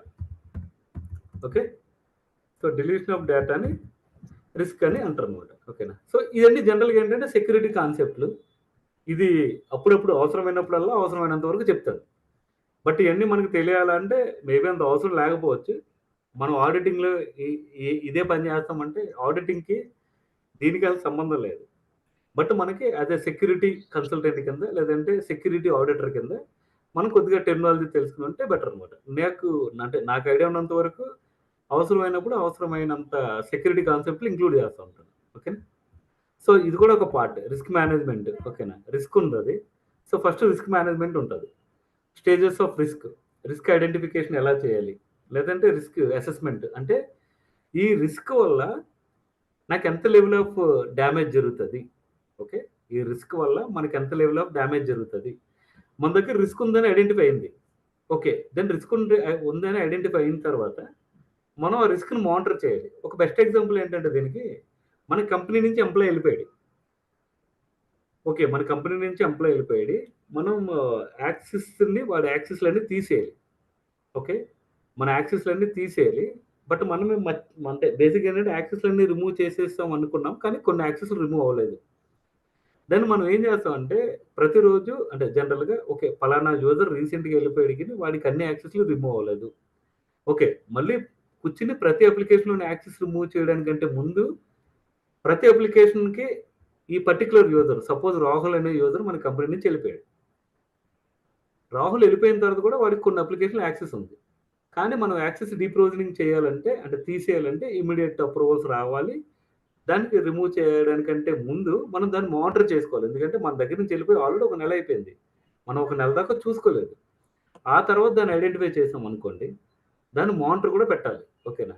మనకి రిస్క్ మానిటరింగ్ అనేది రిస్క్ ఐడెంటిఫై అయిన తర్వాత దాని రిస్క్ లెవెల్ అసెస్మెంట్ చేసిన తర్వాత డ్యామేజ్ ఏ రేంజ్లో ఉంటుంది అనేది దీన్నే అర్థం కదా ఇంపాక్ట్ అని కూడా అంటారు. అంటే risk assessment is nothing but impact analysis అని కూడా అంటారు అనమాట. ఓకేనా. అంటే దాన్ని మిటిగేట్ చేయడానికి మనకి ఏమైనా స్ట్రాటజీ ఉందా? మిటిగేట్ అంటే ఏంటి? తగ్గించడం. మిటిగేషన్ అనే వర్డ్ మీనింగ్ ఏంటంటే తగ్గించడం. ఇప్పటికప్పుడు మనం ఐదర్ రిమూవ్ చేయాలి, ఒకవేళ రిమూవ్ చేయలేకపోతే అట్లీస్ట్ మనం తగ్గించగలగాలి. తగ్గించడాన్ని మిటిగేషన్ ఆఫ్ ది రిస్క్ అంటారు. రిస్క్ స్ట్రాటజీ ఎందుకు పెడతాము? రిస్క్ స్ట్రాటజీని ఎందుకు పెడతాం అంటే ఫస్ట్ రిస్క్ ఐడెంటిఫై చేయడానికి, దాని రిస్క్ అసెస్ చేయడానికి, రిస్క్ మానిటర్ చేయడానికి, ఇంకా వర్స్ట్ కేసులో రిస్క్ని మిటిగేట్ చేయగలిగి రిస్క్ని మిటిగేట్ చేయాలంటే ఏం చేయాలి అనేది మనకు ఒక ఐడియా ఉండాలన్నమాట. ఓకేనా. ఇవన్నీ రిస్క్ మేనేజ్మెంట్లో పార్ట్. ఓకేనా, ఇవన్నీ రిస్క్ మేనేజ్మెంట్లో పార్ట్. అందుకే మనం జనరల్గా ఏంటంటే సెక్యూరిటీ ఉందంటే మనకేముంటుంది? వల్నరబిలిటీ ఉంటుంది. అదే కదా vulnerability, threat, risk. Okay, vulnerability అంటే ఏంటి? మనకి వీక్ పాయింట్ ఏదైతే ఉందో దాన్ని వల్నరబిలిటీ అంటారు. మనకు ఒక బెస్ట్ ఎగ్జాంపుల్ చెప్పాలంటే జనరిక్ ఎగ్జాంపుల్. సో మన ఇంటికి ఎప్పుడైనా దొంగతనం జరిగింది అనుకోండి. ఓకే, దొంగతనం జరిగిందంటే 90% దొంగ మోస్ట్లీ డోర్ అన్న పగల కొడతాడు, లేదంటే గ్లాస్ అద్దాలు అంటే గ్లాస్ అద్దాలు పగల కొడతాడు, లేదంటే కిటికీలు పగల కొడతాడు. అంతేగాని స్ట్రాంగ్గా ఉన్న గోడని ఎవడో పగల కొట్టడు. అది ఓస్ట్ ఆప్షనల్కి. అదేంది కదా. అంటే మనకి అంటే డోర్స్ ఉంటాయి కదా, డోర్స్ ఉన్న తాళాన్ని పగల కొడతాడు, లేదంటే మన ఏమంటారు దాన్ని కిటికీలు ఉంటే కిటికీలు పగల కొడతాడు, దాని గ్లాస్ ఉంటే గ్లాస్ పగల కొడతాడు. మనకి ఫ్రంట్ డోర్ స్ట్రాంగ్ ఉండి బ్యాక్ డోర్ వీక్గా ఉంది అనుకోండి, వాడు ఫ్రంట్ డోర్ని అది పగల కొట్టాడు, కంపల్సరీ బ్యాక్ డోర్ని పగల కొట్టి వస్తాడు. ఎందుకని అది వీక్గా ఉంది కాబట్టి. ఓకేనా. సో మనకి వల్నరబిలిటీ అంటే వీక్ మూమెంట్ అంటే వీక్ పాయింట్. ఆ వీక్ పాయింట్ ద్వారా మనకి ఎవడైనా సరే హ్యాకర్ ఎంటర్ అవుతాడు. సో ఎంటర్ అయిన తర్వాత వాడు డిఫరెంట్ వేలో థ్రెట్ వేస్ ఉంటాయి, దాన్ని బట్టి మనకి రిస్క్ క్రియేట్ అవుతుంది. సో అందుకే మనకి risk management, risk assessment, risk identification, risk monitoring, దాన్ని మిటిగేట్ చేయడానికి మన దగ్గర ఏం స్ట్రాటజీ ఉంది అనేది కంపల్సరీ అడుగుతాడు అనమాట. ఓకేనా. సో ఇది మనకి ఐడియా ఉంటుంది. ఓకేనా. దాని తర్వాత మనకి ఆడిట్ ఫేజెస్ ఉంటాయి. ఆడిట్ ఫేజెస్ అంటే ఫస్ట్ మనం ఆడిటింగ్ చేయాలంటే దాన్ని ప్లాన్ చేస్తారు. ప్లాన్ చేసిన తర్వాత ఫీల్డ్ వర్క్ ఉంటుంది. ఫీల్డ్ వర్క్ అంటే టీఓడి అండ్ టీఓఐ. ఓకే, మనల్ని ఎవరైనా ఆడిటింగ్ పిలిచారనుకోండి, ఆడిటింగ్ పిలిస్తే ఫస్ట్ ఆడిట్ చేయడానికి మనకి ఎన్ని రోజులు కావాలి, ఏ ప్రాసెస్ని ఆడిట్ చేస్తాం, ఏ ప్రాసెస్కి ఎంత టైం పడుతుంది అనేది ఆడిట్ ప్లానింగ్ అనమాట. ఓకే. ఫీల్డ్ వర్క్ అంటే ఆడిట్ చేయడాన్ని యాక్చువల్ ఫీల్డ్ వర్క్ అంటారు. దీంట్లో టీఓడి అండ్ టీఓఐ అని పార్ట్స్ ఉంటాయి. టీఓడి అంటే టెస్ట్ ఆఫ్ డిజైన్, టీఓఈ అంటే టెస్ట్ ఆఫ్ ఎగ్జిక్యూషన్. ఓకే, ఈ 2 పదాలు మనకు కొత్త పదాలు. ఇది ఒకటి మనకి అంటే నెక్స్ట్ క్లాస్లో చెప్తాను అనమాట. నెక్స్ట్ ఏం చేస్తాము, ఆడిట్ రిపోర్ట్ రెడీ చేసి వాళ్ళకి ఇస్తాము. ఆడిట్ రిపోర్ట్ ఇచ్చిన తర్వాత ఫాలోఅప్ అనే వర్డ్ వాడాలి. ఈ ఫాలోఅప్ అనే వర్డ్ ఎందుకు వాడతాడంటే, మనం ఆడిట్ రిపోర్ట్ జనరేట్ చేయడానికంటే ముందు అంటే రిపోర్ట్ జనరేట్ చేస్తాము, ఆడిట్ రిపోర్ట్ రాస్తాము. రాసిన తర్వాత కొన్ని కంట్రోల్స్ని మనం ఇమీడియట్గా అంటే మనకేంటంటే రిపోర్ట్లో కొంచెం నెగిటివ్ వస్తుంది అనుకో, మనం ఏం చేస్తామంటే మీరు కొన్ని కంట్రోల్స్ ఇంక్లూడ్ చేయండి, ఆటోమేటిక్గా రిపోర్ట్లో నేను వాటి గురించి రాస్తాను. అంటే కామెంట్ సెక్షన్లో ఆర్ ఒపీనియన్ సెక్షన్లో నేను రాస్తాను, పలానా రిస్క్ ఆర్ పలానా అంటే కంప్లైంట్స్ ఫాలో అవ్వని కంట్రోల్స్ నేను ఐడెంటిఫై చేశాను. మనం మొత్తం ఆడిటింగ్ చేసిన తర్వాత దాని కంట్రోల్స్ ఎస్టాబ్లిష్ చేశారు. సో నెక్స్ట్ టైం నుంచి మనకి ఇష్యూ ఉండదని దాని కదా ఒక రిపోర్ట్లో కామెంట్స్ ఆర్ ఒపీనియన్ రాయడానికి వాళ్ళని కొంచెం ఫాలో అప్ చేయాలన్నమాట. ఓకేనా, సో అందుకే ఫాలో అప్ అనే వర్డ్ వచ్చింది. ఓకేనా, సో మన మేజర్ థింగ్లో ప్లానింగ్, ఇంక ఇది ప్లానింగ్ అంటే రెగ్యులర్ ప్లానింగే. మోస్ట్లీ మనం వెళ్ళకపోవచ్చు, మన లీడ్ గిని మేనేజర్ గిని ప్లాన్ చేస్తాడు. అయిపోయిన తర్వాత మనకి ఎవిడెన్స్లు అన్నీ పట్టుకొచ్చి మనకి ఇస్తాడు, లేదా ఎవిడెన్స్లు ఎవరైతే ఇస్తారో వాళ్ళ దగ్గరికి వెళ్ళి వాళ్ళ మెయిల్ ఐడీలో లేదా వాళ్ళ కాంటాక్ట్ నెంబర్ లేదా సింగిల్ పాయింట్ ఆఫ్ కాంటాక్ట్ ఉంటే వాళ్ళ డీటెయిల్స్ ఇస్తే మనం వెళ్ళి ఆడిటింగ్ చేసి దాని రిపోర్ట్ ఇస్తాము. రిపోర్ట్ ఇచ్చిన తర్వాత లీడ్ చూసి ఓకే, సో ఈ కైండ్ ఆఫ్ కంట్రోల్స్ కొంచెం ఎస్టాబ్లిష్ చేయమని చెప్పని ఫాలోఅప్ చేయమని చెప్తాడు. ఇదే మన వర్క్ ఉంటుంది. ఓకే, దాని తర్వాత కంట్రోల్ లైఫ్ సైకిల్ ఉంటుంది. ఓకేనా, అంటే కంట్రోల్ స్టార్ట్ అయింది లేదంటే control A kind of control అదేంది కదా, సో దాని రిలేటెడ్ ఇన్ఫర్మేషన్ అంతా కంట్రోల్ లైఫ్ సైకిల్ వస్తుంది. నెక్స్ట్ మనకి నేచర్ ఆఫ్ కంట్రోల్స్. ఓకేనా, నేచర్ ఆఫ్ కంట్రోల్స్ అంటే మేబీ అది మాన్యువల్ కంట్రోలా, లేదంటే ప్రివెంటివ్ కంట్రోలా, లేదా డిఫెక్టివ్ కంట్రోలా, డిటెక్టివ్ కంట్రోలా, లేదంటే కరెక్టివ్ కంట్రోలా, అంటే లేదంటే అది మిటిగేషన్కి వాడతామా. ఓకేనా, సో ఈ కైండ్ ఆఫ్ థింగ్స్ అన్ని type and nature of internal కంట్రోల్లో చెప్తారు అనమాట. మనం 90% ఇంటర్నల్ అనేవాడే వాడతాం, ఎక్స్టర్నల్ అనేవాడు 99% వాడము. ఓకేనా, సో మన కంట్రోల్ ఇంటర్నల్ కంట్రోల్ అంటే కంట్రోల్ అది అంతే. ఓకేనా, సో మళ్ళీ ఎక్స్టర్నల్ కంట్రోల్ సెపరేట్గా ఉంటాయి సార్ అంటే లేదు, ఆర్గనైజేషన్ లోపల ఉన్న కంట్రోల్స్ని ఇంటర్నల్ కంట్రోల్స్ అంటారు, మనం కంట్రోల్స్ అని కూడా అనొచ్చు. ఓకేనా, రిస్క్ ఏంటి, ఆ కంట్రోల్కి ఆ రిస్క్కి సంబంధం ఏంటి, ఆ కంట్రోల్లో ఏ రిస్క్ ఉంటుంది, ఓకే ఆ రిస్క్ని మనం పైన ఉన్నట్టు ప్రకారం ఎలా ఐడెంటిఫై చేస్తాము, ఎలా అసెస్ చేస్తాము, ఎలా మిటిగేట్ చేస్తాము, మనం దాని రిలేటెడ్గా కంట్రోల్ అంటే ప్రివెంట్ చేయడానికి లేదంటే దాన్ని మిటిగేట్ చేయడానికి మనం ఏ కంట్రోల్ ఎస్టాబ్లిష్ చేస్తున్నాము, లేదా కంట్రోల్ అట్రిబ్యూట్ ఎస్టాబ్లిష్ చేస్తున్నాం అనేది ఈ రిస్క్ దాని కంట్రోల్ రిలేషన్షిప్ మీద డిపెండ్ అయి ఉంటుంది. ఓకేనా, సో ఆడిట్ ఫ్రేమ్వర్క్స్ అని ఉంటాయి. అంటే జనరల్ ఆడిట్ చేయాలంటే ఓకేనా ఏదో ఒక కంప్లైంట్స్ ఫాలో అవుతుందో లేదో వెరిఫై చేయాలి. ఇప్పుడు మనకి ఐటీజీసీ ఉంది. ఓకేనా, సో అంటే ఇవన్నీ ఫ్రేమ్వర్క్స్ అండ్ కంప్లైంట్స్ కింద రాసుకోవచ్చు మనం. బట్ ఎనీవే దీని తర్వాత మళ్ళీ ఇంకా అవసరం బట్టి నేను మళ్ళీ ఎక్స్ప్లెయిన్ చేసి చెప్తాను.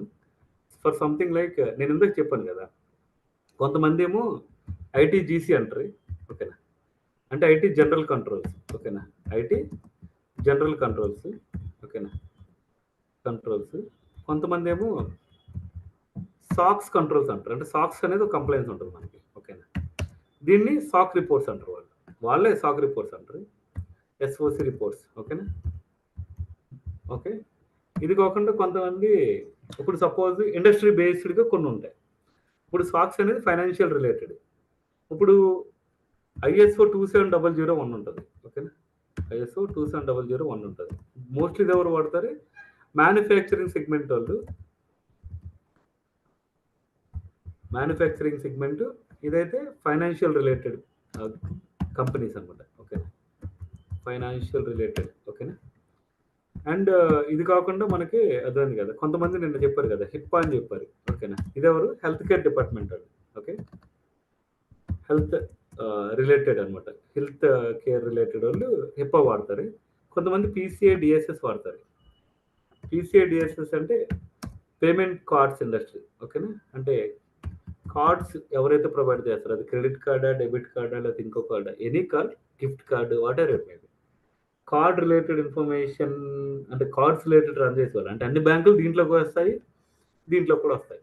ఓకేనా, సో ఇంకేముంటుందంటే కోబిట్ అని, కోసో అని. ఓకేనా, ఇంకా రకరకాలు ఉంటాయి అనమాట. ఓకేనా, ఎనీథింగ్ మనం చేసే పని అయితే ఒకటే ఉంటుంది, అంటే మనకు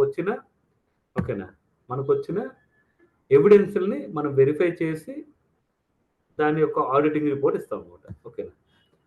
సో నిస్ట్ అని కూడా ఉంటుంది. ఓకేనా. నిస్ట్ అంటే ఓకేనా ఇన్ఫర్మేషన్ సెక్యూరిటీ కంట్రోల్స్ అన్నిటి నిస్ట్ అనేది వాడతారు. ఓకే. ఈ రకరకాల ఏమంటారు దాన్ని ఏమంటారు ఫ్రేమ్వర్క్ కానీ స్టాండర్డ్స్ కానీ అనొచ్చు అనమాట. ఓకే. సో వాక్ త్రూ అనే వర్డ్ వాడాడు.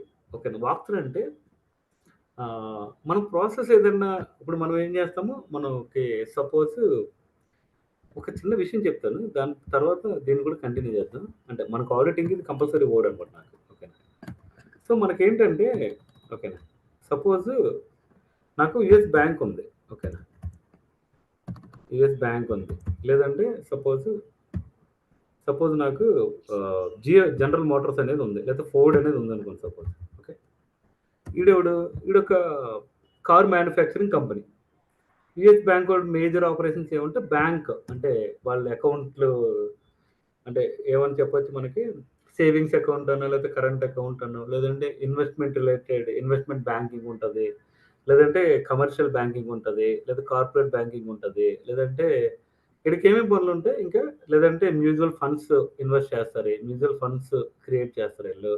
ఇంకా మనం ఏదైనా అసెట్స్ ఉన్నాయనుకో, అంటే మనం ఇన్వెస్ట్మెంట్ పెడితే వాళ్ళ అసెట్ మేనేజ్మెంట్, లేదంటే ఇన్వెస్ట్మెంట్ మేనేజ్మెంట్. ఓకేనా. సో అలా వీళ్ళంతా బ్యాంకింగ్ రిలేటెడ్ ఆపరేషన్స్ ఉంటుంది. వీళ్ళకి ఐటీతో పనే ఉందా అసలు? అంతే కదా. ఇప్పుడు వీళ్ళు ఐటీ ఎంప్లాయీస్ అంటే ఈ బ్యాంక్లో పనిచేసే employees bank employees, they are not IT employees. ఓకేనా. వీళ్ళు ఏం చేస్తారు, అరే నా మేజర్ బిజినెస్ ఏంటి బ్యాంకింగ్. ఓకే. నా మేజర్ బిజినెస్ ఏంటి బ్యాంకింగ్, కాబట్టి నా టైం మొత్తం దాని మీద పెట్టుకుంటాను. కానీ ఇప్పుడు బ్యాంకింగ్ ఓకే. సో వీడు ఫోర్డ్ ఇదంతా మ్యానుఫ్యాక్చరింగ్, కాబట్టి నేను మా మ్యానుఫ్యాక్చరింగ్ మ్యానుఫ్యాక్చరింగ్, దాని సేల్స్, దాని ఇన్వెంటరీ మేనేజ్మెంట్. ఓకేనా. దాని మార్కెటింగ్, నా ఫోకస్ అంతా అటే పెట్టుకుంటాను. కానీ నేను ఇప్పుడు నా ఇన్వెంటరీ మేనేజ్మెంట్ అంతా నేను ఎస్ఏపీలో మెయింటైన్ చేస్తున్నాను అనుకో. ఓకే. ఎస్ఏపీలో మెయింటైన్ చేస్తాను, లేదంటే సేల్స్ ఫోర్స్లో మేనేజ్ చేస్తాను. Okay. What ever it may B. So కానీ నేను దాని రిలేటెడ్ వీటి మీద నేను అంత ఫోకస్ చేయను. ఓన్లీ డేటా ఎంటర్ చేయడం వరకే మన దగ్గర ఎంప్లాయీస్ని పెట్టుకుంటాం. కానీ దాని సర్వీస్ మొత్తం ప్రొవైడ్ చేయడానికి నేను సపోజ్ క్యాప్జెమినీ అనే కంపెనీకి ఇచ్చాను. ఓకేనా. సో క్యాప్జెమినీ ఓకే సపోజ్ అంటే ఏదో కంపెనీ అనుకోండి, సర్వీస్ ఆర్గనైజేషన్స్ అంటారు. అంటే ఇప్పుడు వీడికి ఐటీ రిలేటెడ్ ఏ వర్క్ కావాలన్నా వీడు ఎవరికి ఇస్తాడు, క్యాప్జెమినీ వాడికి ఇస్తాడు. లేదంటే ఫోర్డ్ ఉన్నాడు, ఫోర్డ్కి వాడికి సపోజ్ వాడికి డేటాబేస్ కావాలి, లేదా వాడికి డేటా సెంటర్ కావాలి, లేదంటే వాడికి ఒక నెట్వర్క్ క్రియేట్ చేసి ఇవ్వాలి, లేదంటే వాడికి ఒక ఫైర్ వాల్ సిస్టమ్ మేనేజ్ చేయాలి, లేదంటే వాళ్ళ సెక్యూరిటీ మేనేజ్మెంట్ అంతా మనకి ఇచ్చాడు అనుకోండి. సో వాడైతే మేనేజ్ చేయడు కదా, మనకి ఇచ్చాడు. అంటే క్యాప్జెమినీ అనే కంపెనీకి ఇచ్చాడు అనుకోండి. క్యాప్జెమినీ వాడికి సర్వీస్ ప్రొవైడ్ చేస్తాడు. అంతేనా. సర్వీస్ ప్రొవైడ్ చేస్తాడు అంటే ఐటీ సర్వీస్ని ప్రొవైడ్ చేస్తాడు. అది మేబీ నిన్నే చెప్పాను కదా, నాకు అప్లికేషన్ డెవలప్ చేసి ఇమ్మన్నాడు. ఓకే. మీకు ఏ అప్లికేషన్ కావాలి, ఏమేమి ఫీచర్లు కావాలని మన Capgemini employees bank US bank వాడి దగ్గరికి వెళ్ళి వాడిని అడిగి, సో వాళ్ళకి ఈ ఫీచర్స్తో అప్లికేషన్ డెవలప్ చేసేస్తాడు. లేదు నేను ఆల్రెడీ థర్డ్ పార్టీ అప్లికేషన్స్ ఉన్నాయి నా దగ్గర, సో దాన్ని నేను మేనేజ్ చేయను, మీరే మేనేజ్ చేయండి. సో నా డేటా మొత్తం ఎస్ఏపీలో పెడతాను, ఇన్వెంటరీ మేనేజ్మెంట్ అంతా ఎస్ఏపీలో ఉంటుంది, నా వెండర్ మేనేజ్మెంట్ అంతా ఎస్ఏపీలో ఉంటుంది. ఓకేనా. లేదు సపోజ్ నాకు ఒక నెట్ బ్యాంకింగ్ అప్లికేషన్ డెవలప్ చేసి ఇవ్వండి, లేదా నేను ఆల్రెడీ నెట్ బ్యాంకింగ్ అప్లికేషన్ వేరే వాళ్ళతో డెవలప్ చేయించుకున్నాను, దాని సర్వీస్ మీరు మెయింటైన్ చేయండి అని మనకి క్యాప్జెమినీ వాడికి ఇచ్చాడు అనుకోండి. మనం ఏం చేస్తున్నాము, సర్వీస్ అనేది వాడికి ప్రొవైడ్ చేస్తున్నాం. క్యాప్జెమినీ ఎంప్లాయీస్ మనం కాదు, మనం ఆడిటర్స్. సో క్యాప్జెమినీ ఎంప్లాయీస్ వాడికి సర్వీస్ ప్రొవైడ్ చేస్తుంది. అందుకని ఏమంటారు, ఎస్పీ అంటారు, అంటే సర్వీస్ ప్రొవైడర్. ఓకేనా. సో వీడిని ఏమంటారు, సర్వీస్ రిసీవర్. ఓకేనా. అంటే వీడి సర్వీస్ తీసుకున్నాడు కదా, అంటే వీడికి మనం సర్వీస్ ప్రొవైడ్ చేస్తున్నాం కాబట్టి వీడికి మనం సర్వీస్, వీడు మన దగ్గర నుంచి సర్వీస్ని రిసీవ్ చేసుకుంటున్నాడు. సో అందుకని నేను సర్వీస్ రిసీవింగ్ కంపెనీ అంటారు, మనం సర్వీస్ ప్రొవైడింగ్ కంపెనీ అంటారు. ఏ కంపెనీ అయితే ఇప్పుడు మనకి యుఎస్ బ్యాంక్ వాడి దగ్గరికి ఎవడు ఆడిటింగ్ చేయడానికి వచ్చాడు, ఎందుకంటే అది ఒక బ్యాంక్ కాబట్టి వాళ్ళు బ్యాంక్ గైడ్లైన్స్ అన్ని, అంటే సంథింగ్ ఏమంటారు దాన్ని, ఫెడరేటెడ్ అంటే ఫెడరల్ బ్యాంక్ ఉంటుంది కదా.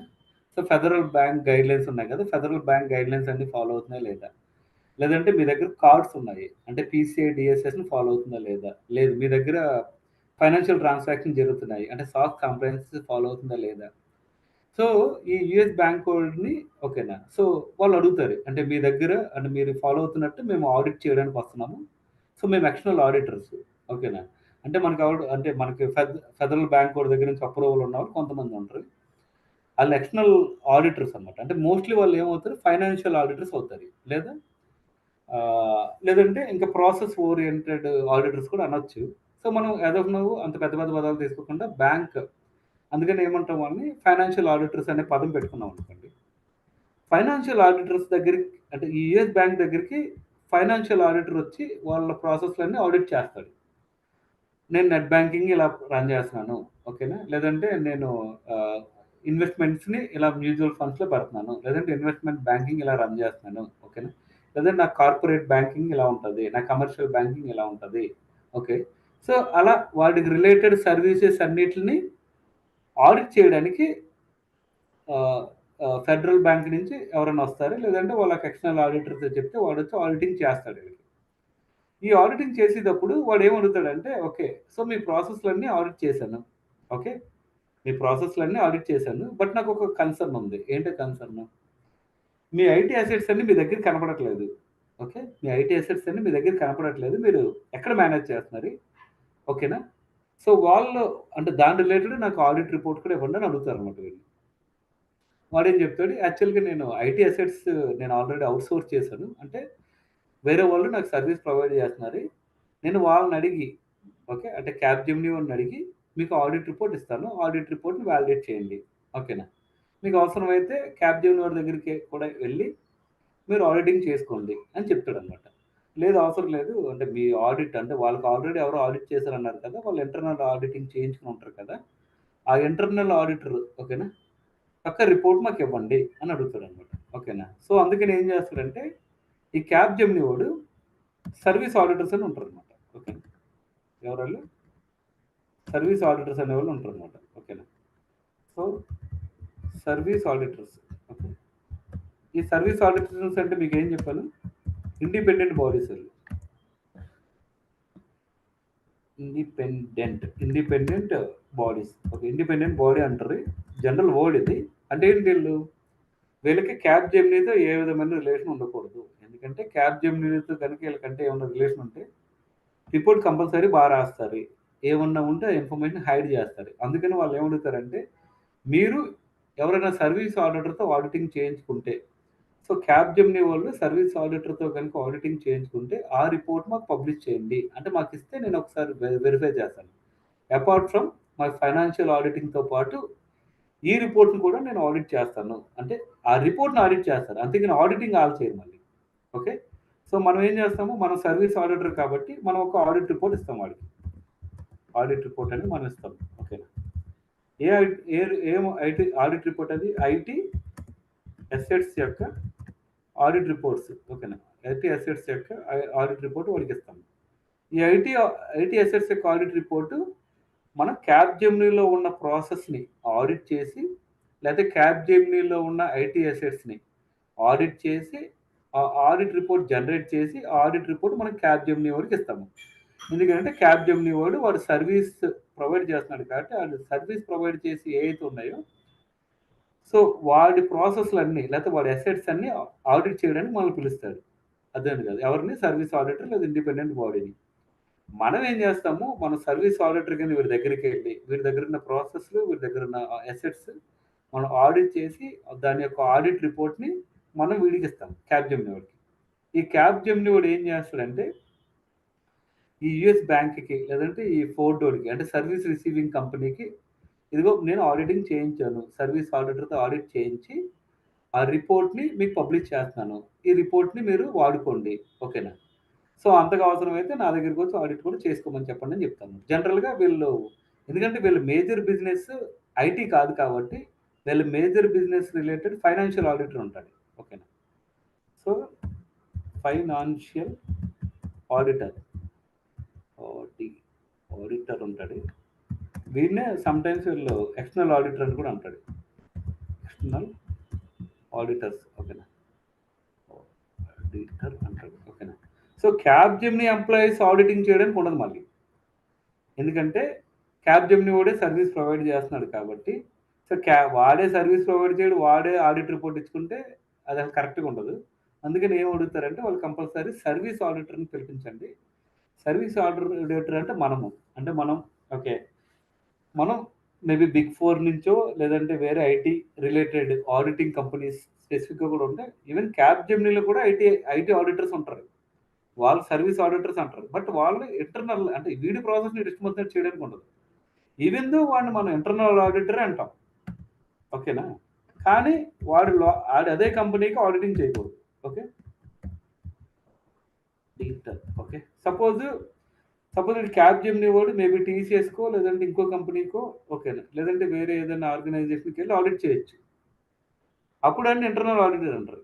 అలానే క్యాబ్ జెమిని వాడు క్యాబ్ జెమినిలో ఆడిటర్ క్యాబ్ జెమిని దానికి పని చేయకూడదు, ఓకేనా. ఇది బేస్ రూల్. అందుకే ఇండిపెండెంట్ బాడీ అనేది కంపల్సరీ వాడతాం మనం. సో ఈ సర్వీస్ ఆడిటర్ ఉంటాడు కదా, ఈ సర్వీస్ ఆడిటర్ అనేవాడు వాడు internal IT asset audit report generate చేసి వీడు మనం ఇంటర్నల్ ఆడిటర్ అంటాం. వీడు మనం దేనికి ఇస్తాడు, క్యాబ్ జెమినికి ఇస్తాడు. క్యాబ్ జెమిని వాడు మళ్ళీ తీసుకెళ్ళి వాడు యూఎస్ బ్యాంకో లేదంటే ఫోర్డ్ అంటే వాడు ఎవరికైతే సర్వీస్ ప్రొవైడ్ చేస్తున్నాడో వాడిని సర్వీస్ రిసీవర్ అంటారు. ఆడికి మనోడు ఈ రిపోర్ట్ పబ్లిష్ చేసి వీడికి ఇస్తాడు అనమాట, ఓకేనా. వీళ్ళు ఈ ఎక్స్టర్నల్ ఆడిటర్కి సబ్మిట్ చేస్తారు. సో ఇది యాక్చువల్ ప్రాసెస్. ఇది క్లియర్గా అర్థమైంది కదా.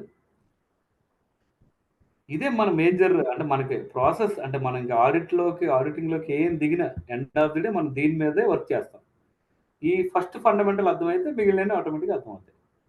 సో దీంట్లో ఏమైనా డౌట్ ఉంది ఎవరికైనా?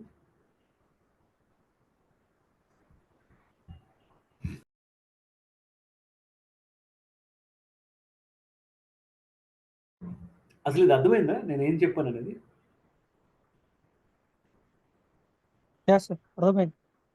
ఇది క్లియర్ కదా.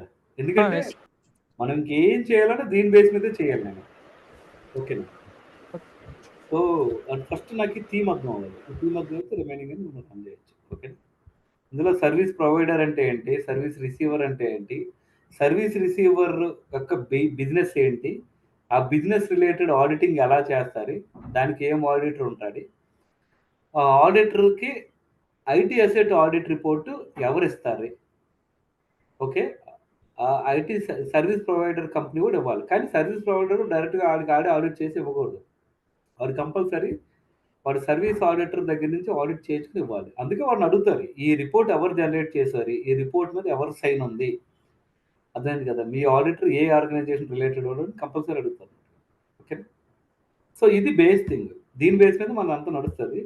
ఫైన్ దర్శన్ ఫస్ట్ మళ్ళీ again come back to course content అనమాట. ఓకే, వాక్ త్రూ అంటే ఏంటి? ఇప్పుడు నేను సర్వీస్ ఆడిటర్ని కాబట్టి నేను ఐటీ అసెట్ని ఆడిట్ చేయాలి కాబట్టి క్యాబ్ జెమిని కూడా నన్ను పిలిచాడు. ఏమని, బాబు సర్వీస్ ఆడిటర్ ఒకసారి నా దగ్గర రా, నా ఆడిట్ని నా దగ్గర జరిగే ప్రాసెస్ని నా దగ్గర ఉన్న ఐటీ అసెట్ని అన్నింటిని ఒకసారి ఆడిట్ చేసి నాకు రిపోర్ట్ ఇవ్వమని, ఓకేనా. సో వీడి దగ్గరికి వెళ్ళి మీరు ఏమేమి ప్రాసెస్లు ఉన్నాయి, చేంజ్ మేనేజ్మెంట్ ప్రాసెస్ ఉంది, ఓకేనా, లేదంటే ఈ ఆడిట్ ప్రాసెస్ కూడా రాశాను మీకు, ఓకేనా. ఏమంటారు దాన్ని, చేంజ్ మేనేజ్మెంట్ ఉంటుంది, ఇన్సిడెంట్ మేనేజ్మెంట్ ఉంటుంది, చేంజ్ మేనేజ్మెంట్ బిజినెస్ ప్రాసెస్ ఉంటుంది, లేదా ఇన్సిడెంట్ మేనేజ్మెంట్ బిజినెస్ ప్రాసెస్ ఉంటుంది, ప్యాచ్ మేనేజ్మెంట్ బిజినెస్ ప్రాసెస్ ఉంటుంది, బ్యాకప్ మేనేజ్మెంట్ ఉంటుంది, అదే డేటా బ్యాకప్ చేయడము, జాబ్ షెడ్యూలింగ్ లేదా జాబ్ మానిటరింగ్ ప్రాసెస్ ఉంటుంది, ఓకేనా. బిజినెస్ కంటిన్యూటీ మేనేజ్మెంట్ ప్రాసెస్ ఉంటుంది, ఓకేనా. ఇది కాకుండా ఎండ్ పాయింట్ సెక్యూరిటీ ఉంటుంది, ఫిజికల్ సెక్యూరిటీ ఉంటుంది, ఓకేనా. ఇంకా ఐటీ రిలేటెడ్ అసెట్స్ అన్నిటికీ ఒక ప్రాసెస్ ఉంటుంది. వాటి రిలేటెడ్ అసెట్స్ ఏంటో తెలుసుకుని దాని ప్రాసెస్ ప్రకారం దాన్ని ఆడిట్ చేయాలన్నమాట. ఐడెంటిటీ అండ్ యాక్సెస్ మేనేజ్మెంట్ ఉంటుంది, ఓకేనా. అంటే HR management related audit process ఉంటుంది. సో ఆ వాక్ త్రూ దాన్ని తెలుసుకుని ఫస్ట్ మనం టెస్ట్ ఆఫ్ డిజైన్ చేస్తాం. టెస్ట్ ఆఫ్ డిజైన్ అంటే ఏం లేదు, అసలు ఒక శాంపుల్ తీసుకుని ప్రాసెస్ ఫాలో అవుతుందో లేదా వెరిఫై చేస్తే దాన్ని టెస్ట్ ఆఫ్ డిజైన్ అంటారు, ఓకేనా. మన దగ్గర పాపులేషన్ ఎంత ఉంది, 1000 ఉంది, ఓకే. ఇదొకటి మళ్ళీ చెప్తాను, గుర్తుపెట్టుకోండి.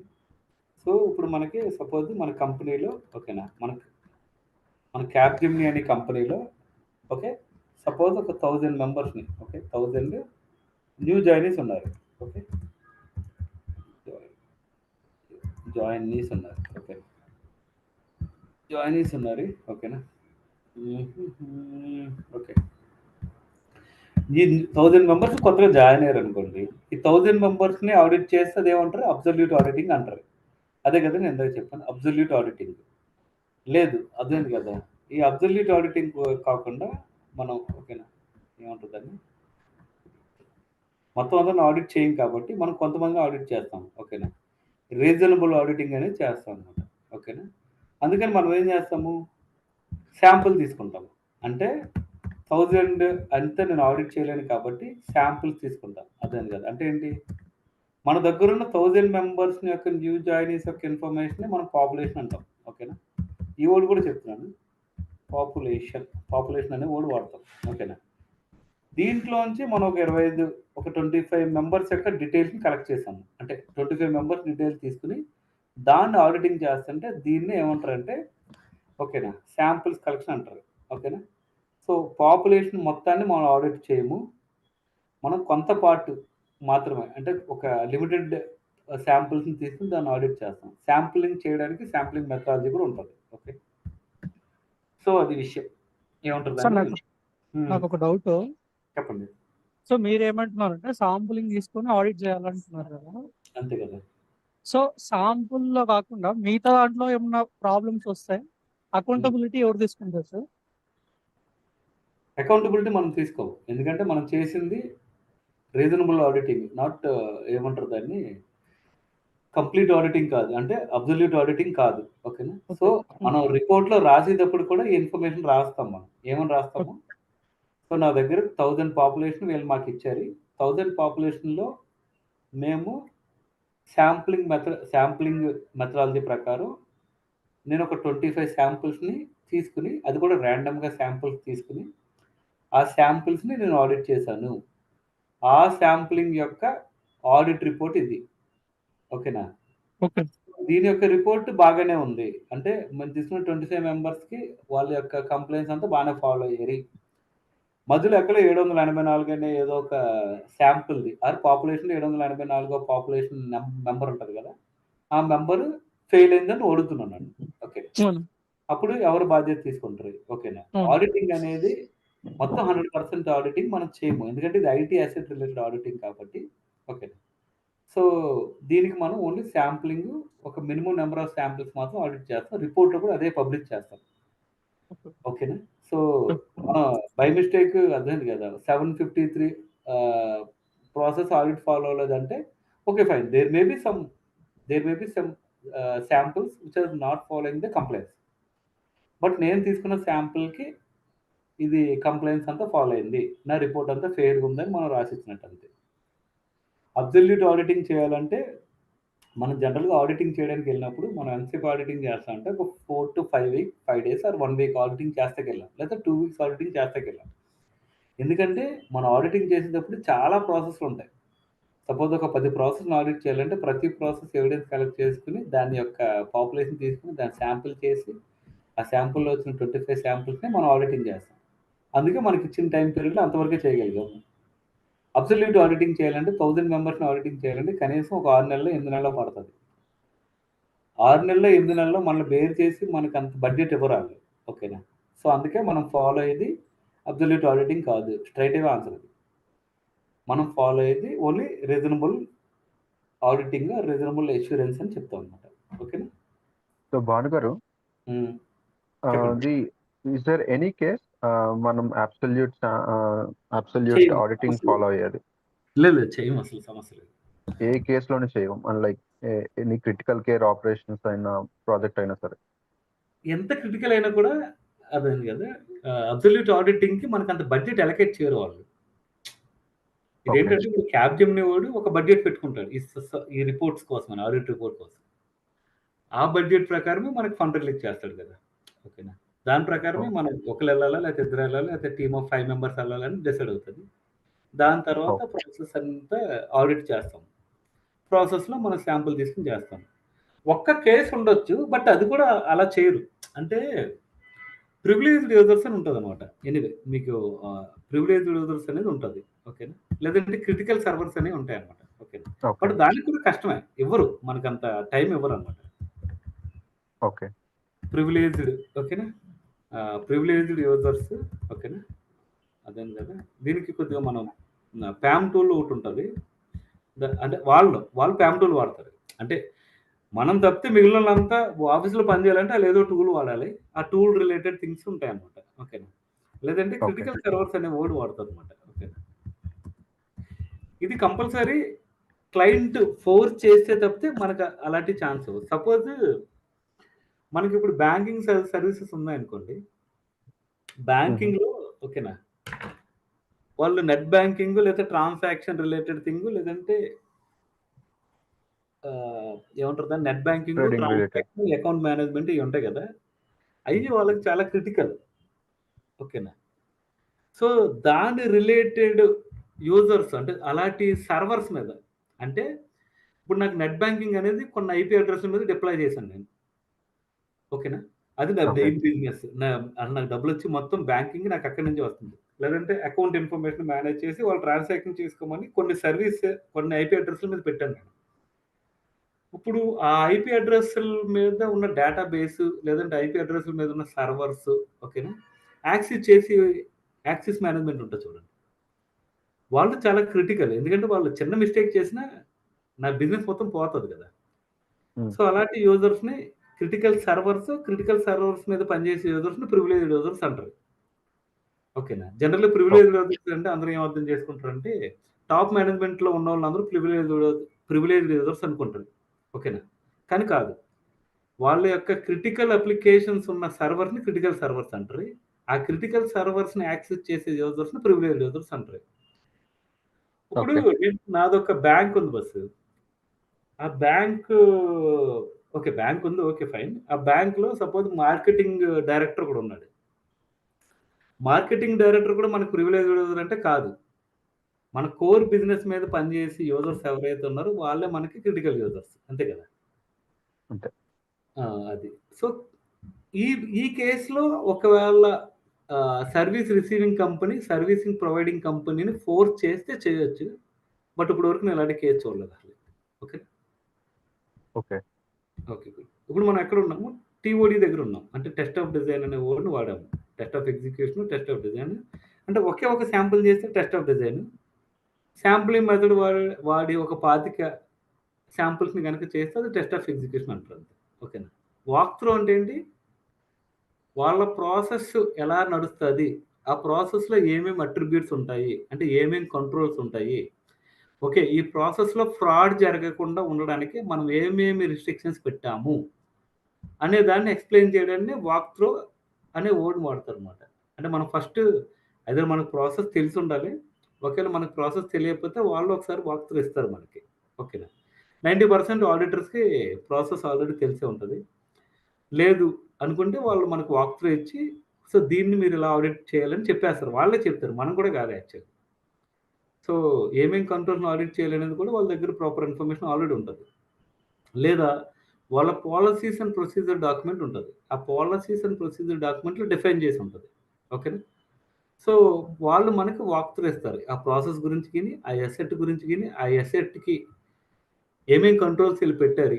ఓకే. అంటే ఇన్ఫర్మేషన్ పోకుండా, లేకపోతే ఇన్ఫర్మేషన్ థెఫ్ట్ అవ్వకుండా, లేదంటే అటాక్ జరగకుండా, లేకపోతే హ్యాకింగ్ జరగకుండా వాళ్ళు ఏమేమి కంట్రోల్స్ పెట్టారు అనేది మనకు చెప్తారు. ఆ కంట్రోల్స్ రిలేటెడ్ అట్రిబ్యూట్స్ని మనం యాక్సెస్ చేయాలి. అదే ఏమంటారు దాన్ని ఆడిటింగ్ చేస్తాం అనమాట. ఓకేనా. వాక్ త్రూ అంటే ఏంటి, process walk through or asset information walk through, దాన్ని వాక్ త్రూ అనే వర్డ్ వాడతారు. టెస్ట్ ఆఫ్ డిజైన్ అంటే ఒకటి, టెస్ట్ ఆఫ్ ఈ అంటే మల్టిపుల్ అన్నట్టు. అంతే. Test of execution, operating effectiveness. ఓకేనా. సరే గుడ్. శాంప్లింగ్ మెథడాలజీ చెప్పాను కదా, మనకు డిఫరెంట్ శాంప్లింగ్ మెథడాలజీస్ ఉంటాయి. దాని ప్రకారం మనం శాంపుల్స్ కొన్ని కలెక్ట్ చేస్తాం. డిఫరెంట్ మెథడాలజీస్ ఉంటాయి, నేను ఒకసారి ఎక్స్ప్లెయిన్ చేస్తాను. బట్ మనం మోస్ట్లీ వాడేది ఓన్లీ ర్యాండమైజర్ శాంప్లింగే వాడతాం అనమాట. ఓకే. సో ఇది ఏమంటుందని one of the business process. అంటే ఇందాక చెప్పాను కదా, న్యూగా జాయిన్ అయ్యే వాళ్ళకి ఏమిస్తారు, యాక్సెస్ ఇస్తారు. యాక్సెస్ ఇవ్వడాన్ని ఏమంటారు అంటే యాక్సెస్ ప్రొవిజనింగ్ అనే వర్డ్ వాడతారు అనమాట. అర్థమైంది కదా. ఒక కంపెనీలో న్యూగా ఎంప్లాయీ జాయిన్ అయితే వాళ్ళకి యాక్సెస్ ఇస్తారు, దాన్ని యాక్సెస్ ప్రొవిజనింగ్ అంటారు. యాక్సెస్ డీప్రొవిజనింగ్ అంటే మన కంపెనీ నుంచి వెళ్ళిపోయేటప్పుడు ఒక లీవర్ ఆర్ జాయినర్ ఒకడు, లీవర్ ఉంటే వాళ్ళని రివొకేషన్ చేస్తారు.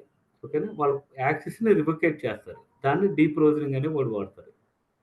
సో మన మేనేజర్ మల్టిపుల్ టైమ్స్ యాక్సెస్ని రివ్యూ చేసుకుంటూ ఉంటాడు. అంటే ఎవరికి వాళ్ళకి ఉండాల్సిన రివ్యూస్ యాక్సెస్లు ఉన్నాయా, లేదంటే ఎవరికైనా యాక్సెస్లు ఉన్నాయా. ఇప్పుడు మనకి డెవలపర్ ఉన్నాడు అనుకోండి, డెవలపర్కి డెవలప్మెంట్ వరకు యాక్సెస్ ఉండాలి. ఇప్పుడు యూఏటీలోకి వెళ్ళి లేదంటే క్యూఏలోకి వెళ్ళి వాడు కోడ్ చేంజ్ చేసి పర్మిషన్స్ వాడికి ఉండకూడదు. ఓకేనా. ఎందుకని అవి టెస్ట్ ఎన్విరాన్మెంట్లు. డెవలప్మెంట్ ఎన్విరాన్మెంట్లో వాడికి యాక్సెస్ ఉండాలి. ఎన్విరాన్మెంట్ అనేది కూడా చెప్తారు. ఓకే. వాడు టెస్ట్ ఎన్విరాన్మెంట్కి వెళ్ళి కోడ్ చేంజ్ చేస్తే అది కరెక్ట్ కాదు. సో అందుకని అక్కడ ఎవరికి యాక్సెస్ ఉండాలి, అది కూడా ఓన్లీ ఏం యాక్సెస్ ఉండాలి, టెస్టర్కి యాక్సెస్ ఉండాలి టు టెస్ట్ ఇట్ అంతే. వాళ్ళకి కూడా ఎడిట్ ఆప్షన్ ఉండకూడదు, అక్కడ కోడ్ని ఎడిట్ చేసే ఆప్షన్ ఉండకూడదు. ఓకేనా.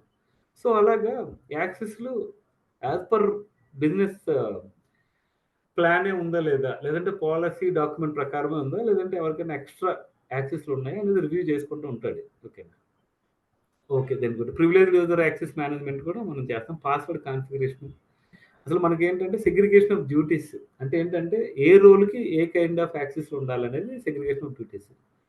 మనకి ఐడెంటిటీ అండ్ యాక్సెస్ మేనేజ్మెంట్ గురించి కొంచెం ఐడియా ఉన్న వాళ్ళు ఎవరైనా సింగిల్ సైన్ అన్ అంటే ఏంటి, మల్టీ ఫ్యాక్టర్ అథెంటికేషన్ అంటే ఏంటి, అసలు ఆథెంటికేషన్ అంటే ఏంటి, ఆథరైజేషన్ అంటే ఏంటి, సో ఇవన్నీ తెలుసుకుంటూ ఉంటాం అనమాట. ఓకేనా. సో ఇంకా చేంజ్ మేనేజ్మెంట్.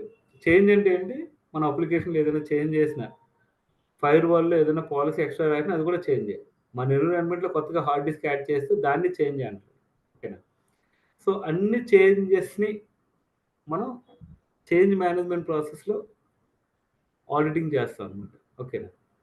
సో ప్రతి ప్రాసెస్ని, ప్రతి అసెట్ని, ప్రతి అప్లికేషన్ రిలేటెడ్ చేంజ్ని, ఈవెన్ సర్వర్ రిలేటెడ్ చేంజ్ని, లేదంటే ఫైర్ వాల్, లేదంటే నెట్వర్క్, లేదంటే ఎండ్ పాయింట్, లేదంటే స్విచ్, రౌటర్, అన్నిటి రిలేటెడ్ చేంజ్ని చేంజ్ మేనేజ్మెంట్ ప్రాసెస్ వాడి మనం ఆడిటింగ్ చేస్తాం అనమాట. ఓకేనా. సో ఇది నేను మళ్ళీ ఎక్స్ప్లెయిన్ చేస్తాను. ఫర్ నౌ ఇంకా అంటే ఇది కోర్స్ కంటెంట్ ఇంకా ఉంది చాలా, అంటే ఇదంతా మనం చెప్పాలి. ఓకేనా. సో ఇదంతా ఓవర్వ్యూ కాబట్టి మీకు ఒకసారి ఎక్స్ప్లెయిన్ చేస్తాను. ఇక్కడ వరకైనా డౌట్ ఉంటే అడగండి. అంటే సో ఆల్మోస్ట్ 1 hour అయిపోయింది. సార్ ఇంకా ఒక డౌట్ ఉంది నాకు. చెప్పాలబ్బా.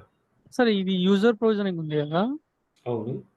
సో దీనికి ఏమైనా పారామీటర్స్, అట్రిబ్యూట్స్ ఇవన్నీ ఉంటాయి కదా. అవి లేకపోతే మనమే ఆడిట్ చేస్తామండి. మనకి మీరు చెప్తారు కాబట్టి కంపల్సరీ చెప్పాలి కదా. ఇప్పుడు సపోజ్ ప్రాసెస్కి కంట్రోల్ ఏంటి, కంట్రోల్ అట్రిబ్యూట్స్ అంటారు. నువ్వు అన్నావు చూడు, పారామీటర్స్ ని కంట్రోల్ అట్రిబ్యూట్స్ అనే వర్డ్ వాడతారు అనమాట. వాడతాం. ఇప్పుడు సపోజ్ ఒక శాంపుల్ లాగా యాక్సెస్ మేనేజ్మెంట్ ఉందనుకోవచ్చు. యాక్సెస్ మేనేజ్మెంట్లో ఏముంటుంది, ఒకళ్ళు ఎవరో రిక్వెస్ట్ రైట్ చేస్తారు, పలానా నాకు యాక్సెస్ కావాలని, ఒకళ్ళు అప్రూవ్ చేస్తారు, ఒకళ్ళు ఇంప్లిమెంట్ చేస్తారు. ఓకేనా. ఒకళ్ళు రిక్వెస్ట్ రైట్ చేస్తారు, వాళ్ళని దాని మేనేజర్ అప్రూవ్ చేస్తాడు. వాళ్ళు ఎవరో డెవలప్మెంట్ టీం వాళ్ళు కాకుండా ఇంప్లిమెంటేషన్, సపోజ్ వాళ్ళకు ఆక్టాలో లేదంటే ఏదైనా యాక్టివ్ డైరెక్టరీలో లేదంటే అజూర్ యాక్సెస్ మేనేజ్మెంట్లో వాడికి ఒక యాక్సెస్ ప్రొవైడ్ చేయాలి, లేదంటే వాడికి ఏమేమి అప్లికేషన్కి యాక్సెస్ ఇవ్వాలి, లేదా ఏమేమి సర్వర్లకి యాక్సెస్ ఇవ్వాలి, ఏ లెవెల్ ఆఫ్ యాక్సెస్ ఇవ్వాలి అనే పారామీటర్స్ అన్ని డిఫైన్ చేసి ఇస్తాడు మనకి. సో నువ్వు ఇప్పుడు ఇట్లా పారామీటర్స్ అంటావు, దాన్ని నేను కంట్రోల్ అట్రిబ్యూట్స్ అనేది అంటాను. సో అలా ప్రతిదానికి పారామీటర్స్ ఉంటాయి. ఇంకా అర్థమైంది కదా ఇది? అర్థం. ఓకే, దాని గురించి ఇంకెవరికైనా డౌట్లు ఉన్నాయి? ఇప్పుడు వరకు చెప్పిన వరకు, లేదంటే ఏదైనా డౌట్ ఉన్నా క్యాజువల్ డౌట్ అని అడగని పర్లేదు.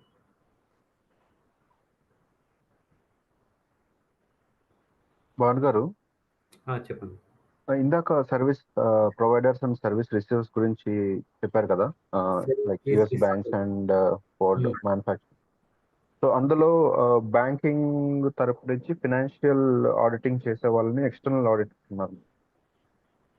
అంతే, అది కరెక్ట్. సో ఆ ఫినాన్షియల్ ఆడిటర్స్ అనేవాళ్ళు విత్ ఇన్ ద బ్యాంక్, లేదంటే వాళ్ళు కూడా సర్వీస్ ఆడిటింగ్ చేయిస్తారా? లైక్ అసలు విత్ ఇన్ ది బ్యాంక్ అసలు నో మ్యాటర్, అసలు క్వశ్చన్ ఉండదు. కంపల్సరీ ఐదర్ మనకి సపోజ్ ఆర్బీఐ పంపినట్టు, లేదంటే వాళ్ళకి ఫెడరల్ బ్యాంక్ ఉంటుంది కదా, ఫెడరల్ బ్యాంక్ వాళ్ళు పంపుతారు. ఒకవేళ ఫెడరల్ బ్యాంక్ దగ్గర అంత స్టాఫ్ లేదనుకో, వాళ్ళు కొన్ని ఏజెన్సీస్కి, అంటే కొన్ని ఆడిటింగ్ కంపెనీస్కి లేదా కొన్ని ఏజెన్సీస్ అనొచ్చు, వాళ్ళని సర్టిఫైడ్ ఉంటారు అనమాట వాళ్ళ దగ్గర.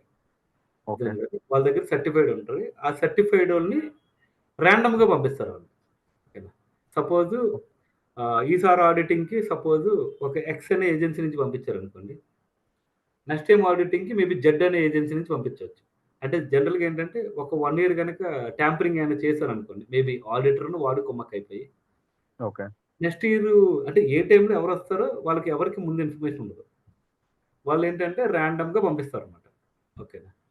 వాళ్ళు అంటే వాళ్ళు కొన్ని ఏజెన్సీస్ ఉంటాయి, మళ్ళీ ఎవరికి ఆడిటింగ్ అంటే వాళ్ళు ఎవరికి అకౌంటెంట్ అంటే చార్టెడ్ అకౌంటెంట్ కింద పనిచేయకూడదు, అండ్ వాళ్ళు ఏ కంపెనీకి అబాయిడ్ అయ్యి ఉండకూడదు.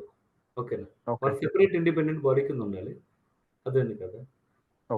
అంటే వాళ్ళ బిజినెస్ పర్టికులర్గా ఈ హెచ్ఎస్బిసి బిజినెస్ ఒకటే అవ్వకూడదు, ఫస్ట్ క్రైటీరియా. అందుకే ఇండిపెండెంట్ అనే వర్డ్ వాడతారు. అది మేబీ ఫెడరల్ బ్యాంక్ నుంచి రావచ్చు, లేదంటే దాన్ని వాళ్ళు కొన్ని ఏజెన్సీస్కి ఇస్తారు పర్మిషన్, ఆ ఏజెన్సీ ఎంప్లాయీస్కి వెళ్ళొచ్చు. End of the day bank related operations మీద వాళ్ళు అంటే వాళ్ళ ఇన్ఫ్లుయెన్స్ ఉండకూడదు. అండ్ ఇంకోటి ఏంటంటే ఎక్స్టర్నల్ అని ఎప్పుడైనా వాడారు అంటే ఒక్క ఆడిటర్ వెళ్ళడు, ఇది బాగా గుర్తుపెట్టుకోండి. ఎక్స్టర్నల్ ఆడిటింగ్ టీమ్ వెళ్తుంది. ఎక్స్టర్నల్ ఆడిటర్ అంటే జస్ట్ ఒక ఆడిటర్ వెళ్ళిపోయి వెరిఫై చేసి రాడు, ఎక్స్టర్నల్ ఆడిటింగ్ టీమ్ వెళ్తుంది. అందులో అంటే ఫైనాన్షియల్ స్టేట్మెంట్ని ఆడిట్ చేసి ఒక ఇద్దరు ఉన్నారు అనుకోండి, కార్డ్స్ ఇండస్ట్రీ మీద ఎక్స్పీరియన్స్ ఉన్న వాళ్ళు ఒకడు ఉండొచ్చు, ఐటీ అసెట్కి సంబంధించిన క్యాండిడేట్ ఒకడు ఉండొచ్చు. ఓకే. సో అది వాళ్ళ అంటే అది గైడ్ లైన్స్ ప్రకారం ఉంటుంది అనమాట. ఓకే. మ్యాండేటరీగా ఉండాలని నేను చెప్పలేను, కానీ ఫైనాన్షియల్ ఆడిటర్స్ అయితే మ్యాండేటరీగా ఉంటారు. అది కూడా ఒకళ్ళు ఉండరు, కనీసం 2-3 అన్న ఉంటారు. అంటే వాళ్ళు వచ్చి అడుగుతారు కాబట్టి మనల్ని అప్రోచ్ అయ్యి మనతో రిపోర్ట్ చేయించుకుని క్యాబ్ జెమిని వాడు పట్టుకెళ్ళి యుఎస్ బ్యాంక్ వాడికి ఇస్తాడు. బట్ వాళ్ళు యుఎస్ బ్యాంక్లో ఆడిటింగ్ ఎలా చేస్తున్నారు అనేది మన ఎవరికీ తెలియదు. అసలు మనకు సంబంధం లేని టాపిక్ కూడా విధంగా చెప్పాలంటే. అదంటే ప్రాసెస్ ఎలా జరుగుతుంది అనేది మనకు ఒక అంచనా ఉంటే ఓకే, మనం ఎందుకు పనిచేస్తాం అనేది ఒక క్లారిటీ ఉంటుంది మనకి.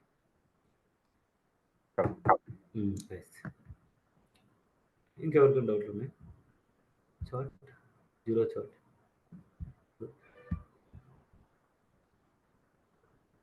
ఓకే. క్లాస్ ఓకే కదా. అంటే ఏదన్నా స్పీడ్ అంటే నేను కొంచెం అంటే ఆర్డర్ ప్రకారమే చెప్తాను. మధ్య మధ్యలో కంపల్సరీ సెక్యూరిటీ కాన్సెప్ట్లు కానీ లేదంటే ఏదో ఒక సినారియో కానీ ఎక్స్ప్లెయిన్ చేస్తాను కంపల్సరీ. ఓకేనా. ఇంకేం డౌట్స్ ఉన్నాయా? Can I wind up?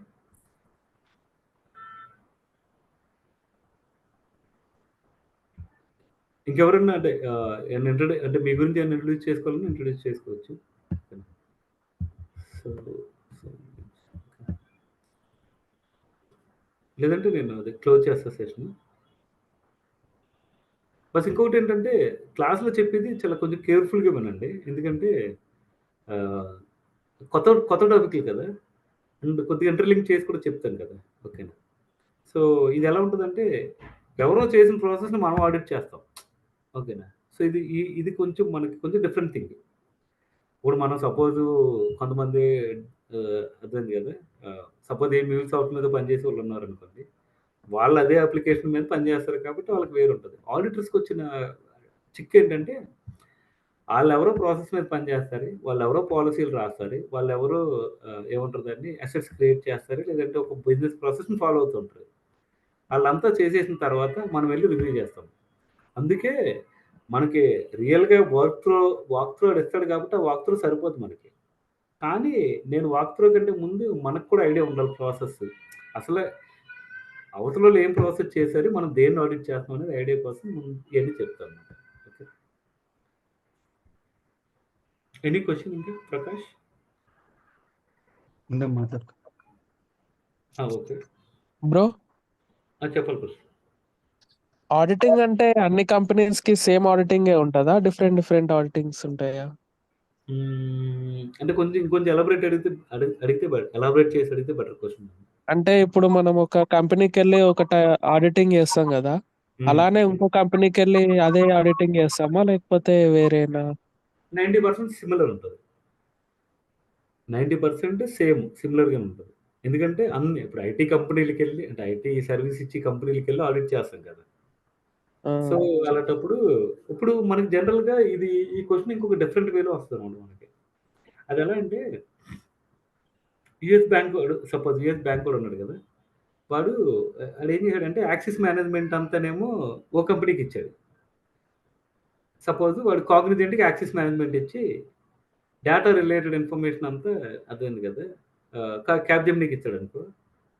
So మనల్ని క్యాప్జెమినీ పిలిచాడు అనుకో, ఆడి దగ్గర ఏమేమి ప్రాసెస్లు అయితే ఉన్నాయో, లేకపోతే వాడి దగ్గర ఏమేమి అసెట్స్ ఉన్నాయో ఆ అసెట్స్ వరకే మనం ఆడిటింగ్ చేస్తాం. అంతేగాని మొత్తం అన్ని అసెట్స్, అంటే ఇప్పుడు ఫైర్ వాల్ మేనేజ్మెంట్ ఆడి దగ్గర లేదనుకో, మనం వెళ్ళి ఆడిట్ చేయలేం కదా. మళ్ళీ ఫైర్ వాల్ మేనేజ్మెంట్ ఎవడుందో వాడు ఒకవేళ పిలిస్తే, అంటే ఇప్పుడు ఎప్పుడైనా మనకి క్లయింట్ కంపెనీలు మొత్తం అంతా ఒకరికి ఇవ్వరు కదా. సో అందుకని మనల్ని క్యాప్జెమినీ పిలిస్తే క్యాప్జెమినీ వాడి దగ్గర ఏం అసెట్స్ ఉన్నాయి, వాడి దగ్గర ఏమేమి ప్రాసెస్లు ఉన్నాయి, వాడు ఏ కైండ్ ఆఫ్ వర్క్ వీళ్ళకి చేసి పెడుతున్నారు, ఏ ఆపరేషన్స్ వీళ్ళకి రన్ చేస్తున్నారు అనే దాని బేస్ మీద మనం ఆడిట్ అనేది రన్ చేస్తాం. అంటే దీన్ని బట్టి అన్ని అసెట్స్ మీద గ్రిప్ ఉండాలంటారా? అన్ని అసెట్స్ మీద గ్రిప్ అంటే నాకు తెలిసి అంత అవసరం లేదు బస్. ఎందుకంటే మనం వెళ్ళేది ఆడిట్ చేయడానికి వెళ్తున్నాం. సో ఆడిట్ చేయడం అంటే వాళ్ళ దగ్గర ప్రాసెస్ అంతా అయిపోయిన తర్వాత ఒక 1 year డేటా తీసుకుని దాని ఎవిడెన్స్లు, దాని పాపులేషన్ని కంపేర్ చేసుకుని ఆడిటింగ్ చేస్తుంది. ఓకేనా. సో అన్నిటి మీద ఐడియా ఉండాలంటే మనం ఏముంటుందని మనం కూడా ఎక్స్టర్నల్ ఆడిటర్ అయిపోవచ్చు ఇంకా.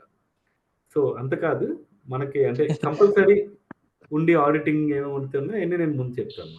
Okay okay. ఇంకేంటి క్వశ్చన్స్? ఇందులో ఏమైనా టూల్స్ మనం ఏమైనా వాడతాం సార్ మనం ఇందులో? నేను అడిగితే అసలు టూల్స్ ఏం వాడము, మోస్ట్లీ ఎక్సెల్ మీద వర్క్ అంతా నడుస్తూ ఉంటుంది. దాన్నే మనం వర్క్ పేపర్స్ అనే వర్డ్ వాడతాం అనమాట.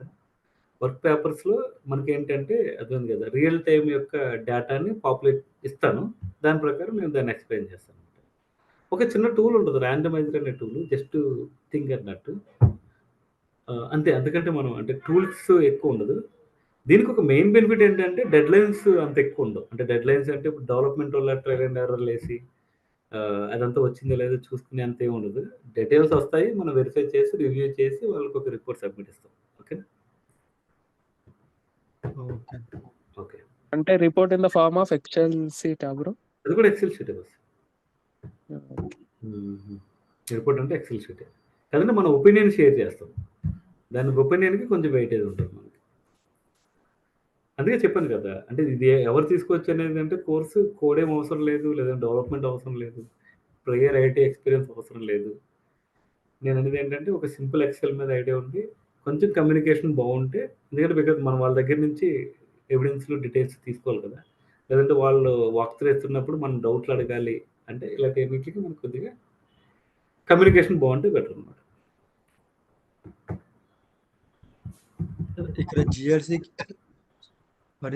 జిఆర్సీకి సాక్స్కి తేడా చేస్తారు అంతే గారు? జిఆర్సీ అంటే governance, compliance, risk. GRC okay. Governance అంటే మానిటరింగ్. రిస్క్ అంటే కంప్లైన్స్ని ఫాలో అవ్వకపోతే దానికి రిస్క్ వస్తుంది. మానిటరింగ్ చేసే వాళ్ళకి, మానిటరింగ్ చేయడం అంటే సెక్యూరిటీ రిలేటెడ్ థింగ్స్ అన్నిటి మానిటర్ చేస్తాం. సంథింగ్ లైక్ మనం సిమ్ టూల్ వాడతాం జనరల్గా. సిమ్ అంటే స్ప్లంక్ అలాంటిది వాడాం అనుకోండి, అది మానిటరింగ్ మీద ఎక్కువ వర్క్ ఉంటుంది. వాళ్ళనే గవర్నెన్స్ బాడీ అని కూడా అంటారు. ఓకేనా. దాని తర్వాత కంప్లైన్స్ ఉంటుంది, కంప్లైన్స్ ఫాలో అవ్వకపోతే మనకు రిస్క్ వస్తుంది. ఓకే. సో గవర్నెన్స్ మనం పెద్ద ఎక్కువ డిస్కస్ చేయము, బట్ రిస్క్, కంప్లైన్స్ అయితే మాత్రం మనం కూడా డిస్కస్ చేస్తాం. ఎందుకంటే కంప్లైన్స్ ఫాలో అవుతుందో లేదో చెప్పేదే ప్రాసెస్ మనకి. ఆ బిజినెస్ ప్రాసెస్ అనేది కంప్లైన్స్ ఫాలో అవుతుందో లేదో అనేది మనకి దాని కంట్రోల్ అట్రిబ్యూట్ ద్వారా తెలుస్తూ ఉంటాయి. సో అందుకని మనకి కొద్దిగా రిస్క్, కొద్దిగా కంప్లైన్స్ కంపల్సరీ ప్రతి ప్రాసెస్కి ఉంటుంది. సో ఏ ప్రాసెస్ గురించి మాట్లాడినా దాని రిస్క్ ఏంటి, దాని కంప్లైన్స్ ఏంటి, కంప్లైన్స్ ఇది నథింగ్ బట్ దాని కంట్రోల్ అట్రిబ్యూట్స్ ఏంటి, ఆ అట్రిబ్యూట్ ప్రకారం మేబీ సంథింగ్ లైక్ ఎస్ఎల్ఏ కింద ఫాలో అవుతుందా లేదా అనేది మనం వెరిఫై చేస్తాం. గవర్నెన్స్ అనేది అసలు మనం టచ్ చేయాలి. ఓకే. ఓకే. ఇంకా సరే ఇది మనకి రోజు ఇదే టైమింగ్స్ ఉంటుంది క్లాసు? సేమ్ టైమ్ ఇవ్వచ్చు. 8 to 9. ఓకే. ఎనీవే ఎక్స్టెండ్ అవుతుంది. ఓకేనా, ఎందుకంటే కొత్తది కదా, 1-2 సార్లు చెప్పాలి అంత. జనరల్‌గా మనకు ఒక 2-3 మంత్స్ పడుతుందండి అంతే ప్రిపేర్ అంటే ఏది ప్రిపేర్ అవ్వాలంటే ఇది? ప్రిపేర్ అవ్వడానికంటే ఓకే, క్లాస్ ఎలాగా 4-6 వీక్స్ మధ్యలో పడుతుంది. ఓకే. అంటే హైయర్ అంటే 6 వీక్స్ పెట్టేస్తుంది మనకి. లోయర్ ఎండ్ ఒక 4 వీక్స్‌లో అవుతుంది అనుకుంటే కానీ ఎప్పుడు అవ్వదు అది. ఓకే. సో మీరు ప్రిపేర్ అవ్వాలి అంటే కంపల్సరీ అర్థమైంది కదా, కంపల్సరీ అంటే మీరు ఎంత టైం పెడుతున్నారు అనే దాని మీద డిపెండ్ అవుతుంది. ఇప్పుడు కొంతమంది అసలు జాబ్ ఏం చేయకుండా ఉన్నవాళ్ళు మోస్ట్లీ డైలీ ఒక 6-7 అవర్స్ అయితే పెట్టగలుగుతారు. అంటే నా క్లాస్ ఒక 1.5 అవర్ ఉందనుకో, అట్లీస్ట్ నా క్లాస్‌ని అర్థం చేసుకోవడానికి ఇంకో 2 సార్లనే ఉన్నాను కంపల్సరీ కదా. అంటే నా టెర్మినాలజీ అంతా గుర్తుండడానికి. సో వాళ్ళు కొంచెం ఫాస్ట్‌గా క్లియర్ చేయగలుగుతారు. బట్ రిమైనింగ్ వాళ్ళు అంటే ఇప్పుడు జాబ్ చేస్తున్న వాళ్ళైతే మరి ఎంత టైం పెడతారనేది వాళ్ళు డిసైడ్ చేయాల్సిందే అనమాట. ఓకే. ఇప్పుడు మీరు జాబ్ చేస్తున్నారా? చేస్తుంటే అసలు మీ ఆఫీస్ టైమింగ్ తర్వాత ఎంత టైం ఫ్రీగా ఉంటారో తెలియాలి నాకు ఫస్ట్. Okay sir. ఎనీవే ఏదైనా ఒక 2-3 మంత్స్ కరెక్ట్‌గా కూర్చుంటే ఒక 1.5 మంత్ ట్రైనింగ్ అనుకోండి. దాని తర్వాత మీరు ఒక 2 మంత్స్ ఇంకొక 1 మంత్ అన్నా ప్రాపర్‌గా టైం పెట్టి కూర్చుంటే కంపల్సరీ క్లోజ్ చేయొచ్చు. ఇది నేనంటే పర్టిక్యులర్‌గా నేనేం చెప్తున్నానంటే మార్కెట్‌లో దీని మీద కాంపిటీషన్ తక్కువుంది. అందుకని మనం ఇచ్చే ఇంటర్వ్యూ క్వెషన్‌లు అయన్నీ మనం ఫాలో అయితే ఈజీగానే అయిపోతది. ఓకేనా. ఎందుకంటే నేనైతే జనరల్‌గా ఏం సజెస్ట్ చేస్తానంటే 1.5 మంత్ కంటే ముందు మోస్ట్‌లీ రెజ్యూమ్ పెట్టేసుకుంటే మీకు బెటర్‌గా ఉంటదనమాట. అంటే కాల్స్ రావడము. అసలు మీకు నిజంగా చెప్పాలంటే ఒక బెస్ట్ ఆప్షన్ ఏంటంటే అసలు మనకి అంటే నేను చెప్పే సబ్జెక్టు, అక్కడ ఇంటర్వ్యూలో అడిగే సబ్జెక్ట్‌కి అసలు ఏమన్నా పోలికలు ఉన్నాయా లేదనేది మీకెలా తెలుస్తది అసలు? మీరు ముందే రెజ్యూమ్ పెట్టేయాలి యాక్చువల్‌గా అయితే. ఓకేనా. అప్పుడు మీకు ఇంకా బాగా అర్థమవుతది. ఓహ్! మొన్నాడు మాటల మధ్యలో ఇంటర్వ్యూ డిస్కషన్‌లో నన్ను ఈ క్వెషన్ అడిగాడు. ఓహో! అదే టాపిక్ అనుకుంట ఇది. అనేది మీకు అప్పుడు బాగా అర్థమవుతది. అందుకే జనరల్‌గా ఏం జరుగుతదంటే ఒక 1.5 మంత్ ట్రైనింగ్ అయిపోయిన తర్వాత మీరు రెజ్యూమ్ పెడతారు ఎలాగోలాగా. రెజ్యూమ్ పెట్టిన తర్వాత ఒక 2 వీక్స్‌లో కాల్స్ వస్తడం స్టార్ట్ అవుతాయి. అప్పుడు మీరు నా వీడియోలు కరెక్ట్‌గా ఇంటరు. అర్థమైంది కదా. ఎందుకంటే మీరు ఇంటర్వ్యూ కూర్చున్నప్పుడు వాడు అడిగే క్వెషన్‌లకి ఓహ్! ఈ క్వెషన్ మనకు అప్పుడు డిస్కస్ చేసారు కదా అని వెనక్కెళ్ళి డిస్కస్ చేస్తాం కదా. అప్పుడు మీరు కరెక్ట్‌గా ఇంటరు. ఇప్పుడు జస్ట్ క్యాజువల్‌గా విన్నట్టు ఉంటదంతా. నాకు ఐడియా ఉంది కదా, స్టూడెంట్స్ అందరిని చూస్తూ ఉంటాం కదా. ఇప్పుడు కొంచెం క్యాజువల్‌గానే ఉంటది. మనం రెజ్యూమ్ పెట్టి మనం సీరియస్ అయిన తర్వాత వాడు అడిగే క్వెషన్ ఏంటి, మనం ఏ క్లాస్‌లో చెప్పారు ఈ ఈ ఇన్ఫర్మేషన్ అంతా అనేది వెతకడం మొదలెట్టి అప్పుడు బాగా ఇంటరు. రెండోసారి, మూడోసారి విన్నప్పుడు బాగా ఇంటరు. ఇప్పుడు దీనికి ఎక్స్‌పీరియన్స్ ఎంత పెట్టొచ్చు సార్? ఎక్స్‌పీరియన్స్ ఎంత పెట్టొచ్చంటే అది అంటే 3-5 ఇయర్స్ వరకు పెడతాం. మీకు ఒకవేళ గ్యాప్ 7 ఇయర్స్, 10 ఇయర్స్ ఉన్నా సరే రిలవెంట్ ఎక్స్‌పీరియన్స్ 3-5 ఇయర్స్ మధ్యలో పెడతాం. అంతే. అందుకంటే ఎక్కువ పెట్టకూడదు. అంతకంటే తక్కువ పెట్టకూడదు. అందుకంటే తక్కువ పెట్టినప్పుడు కాల్స్ అంత బాగా రావు. సపోజ్ మీరు ఎప్పుడు పాస్ అవుట్ అయ్యారు? 21. 21 పాస్ అవుట్ అయ్యారు. అంటే మీకు ఎంత ఉంది? 2.5 ఇయర్స్ ఉంది. సో మీరు మొత్తం పెట్టేయాలి అప్పుడు. ఓకే. ఓకే.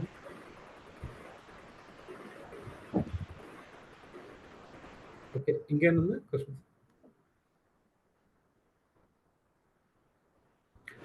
ఇంకో క్వెషన్ సార్. మీరేమన్నా మాకు జాబ్ అసిస్టెన్స్ ఇస్తారా?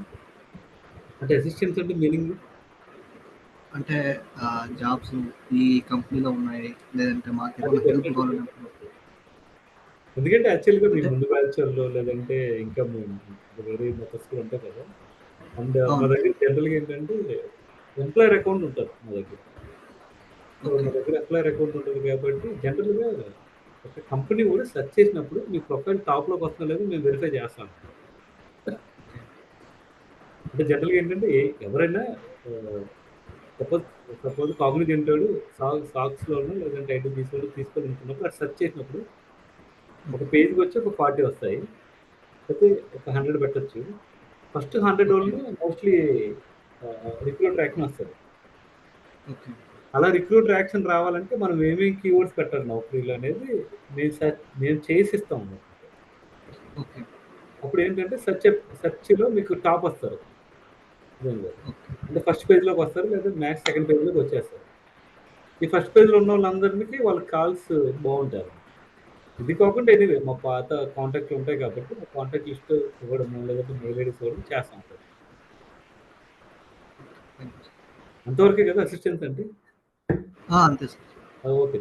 అంటే మీకు ఇంకొక మాట ఏంటంటే జాబ్ అసిస్టెన్స్ అనే వర్డ్ కంటే కూడా ప్రొఫైల్ మార్కెటింగ్ అనే వర్డ్ బాగా వాడండి. ఓకే. అంటే మీ ప్రొఫైల్ని ప్రాపర్గా మార్కెట్ చేసి మీకు కాల్స్ రప్పించడం వరకు మేము చేస్తాం. అంటే యాక్చువల్లీ యూఎస్లో ఈ వర్డ్ వాడతారు దీనికి. కన్సల్టెన్సీ వాళ్ళందరూ ఏం చేస్తారంటే ప్రొఫైల్ మార్కెటింగ్ చేసి కాల్స్ తెప్పిస్తారు. సో ప్రొఫైల్ మార్కెటింగ్ ఎలా చేయాలి, ఏ కీవర్డ్స్ పెడితే మన టాప్లో వస్తుంది, ఎక్కడెక్కడ ఓపెనింగ్స్ ఉన్నాయి, వాళ్ళ మెయిల్ ఐడీలు ఏంటి, వాళ్ళ కాంటాక్ట్ నెంబర్లు ఏమైనా ఉన్నాయా, లేదంటే కంపెనీ పోర్టల్కి వెళ్ళి అప్లై చేస్తే మనకైనా జాబ్ వస్తుందా, అదే కదా. సో లేదంటే వేరే వాళ్ళు ఎవరికైనా వచ్చిన ఒక కాంటాక్ట్ ఓకేనా మీకు కూడా షేర్ చేస్తాను. Okay sir.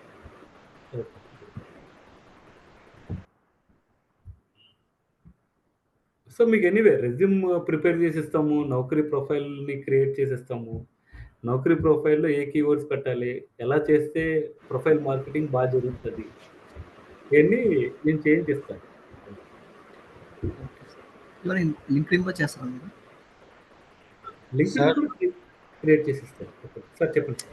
అను గారు, సార్ ఇప్పుడు ఎక్స్పెక్టేషన్స్ అంటే సారీ ఇలా మాట్లాడుతున్నాను అనొద్దు.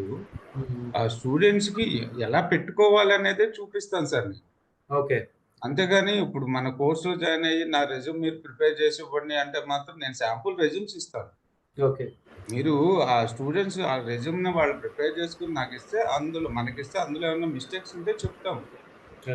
అంతే తప్పించి వాళ్ళ ప్రొఫైల్ కంప్లీట్గా మనమే చేసి నౌకరీలో పెట్టి మీరు అన్నారు కదా ఫోన్ నెంబర్ నాకు పెట్టి ఇవ్వండి అంటే అది ఇంపాసిబుల్ సార్. సరే అది యాక్చువల్గా స్టూడెంట్స్ సారీ అండి ఇలా, ఎందుకంటే శాంపుల్ రెజ్యూమ్స్ ఇస్తాము, రెజ్యూమ్ ఎలా ప్రిపేర్ చేసుకోవాలో చెప్తాము, అలా కీబోర్డ్స్ ఎలా పెట్టుకోవాలో చెప్తాము, అంతే కదా సార్. యాక్చువల్గా అయితే అదే సార్ ప్రాసెస్. అది యాక్చువల్గా ఏంటంటే కొంతమంది ఏమనుకుంటారంటే మీకు 20,000 ఫీజు కట్టాను కాబట్టి మీరు నాకు ట్రైనింగ్ ఇవ్వాలి, ప్లస్ నా ప్రొఫైల్ మీరే క్రియేట్ చేసి ఇవ్వాలి, నా ప్రొఫైల్ తీసుకెళ్ళి నౌకరీ మాస్టర్లో మీరే పెట్టాలి, ఇలా ఉంటాయి సార్. అందుకనే చెప్తున్నాను, మనం కట్టే 15,000 మీకు అన్ని మేమే చేసి పెట్టాలంటే దానికి సపరేట్ ప్రైస్ ఉంటుంది, దానికి సపరేట్ థింగ్స్ ఉంటాయి. అంతే కదా సార్, టైం పెట్టామంటే టైం మనీ పే చేస్తారు. అదే వాళ్ళు అన్ని మేమే చేయాలి, మీకు జాబ్ ఇప్పించాలి అంటే దానికి సపరేట్ థింగ్ ఉంటుంది. అదే తప్పించి అదే మీరు ఒక నౌకరీ క్రియేట్ చేసుకున్న తర్వాత మాకు ఇస్తే మేము వెరిఫై చేసి ఇస్తాం, అది నేను చెప్పింది యాక్చువల్లీ. ఓకే. అంటే ఇదే ప్రాబ్లం నేను ఫేస్ చేశాను సార్, అందుకని. ఓకే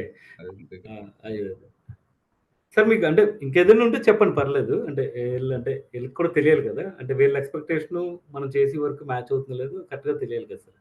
సార్ ఒకటే సార్, నేను మన స్టూడెంట్స్ అందరికి ప్రామిస్ చేసేది, ఆడ తిట్టుకున్నా చేసేది ఒకటే సార్, సబ్జెక్ట్ అయితే సాధ్యమైనంత వరకు మిస్టేక్స్ జరుగుతూ ఉంటాయండి, సాధ్యమైనంత వరకు మంచి సబ్జెక్ట్ ఇస్తాం, వాళ్ళు గట్టిగా ప్రాక్టీస్ చేసుకోవాలి, అది కంపల్సరీ. అంతే కదా సార్ మనం చెప్పేది.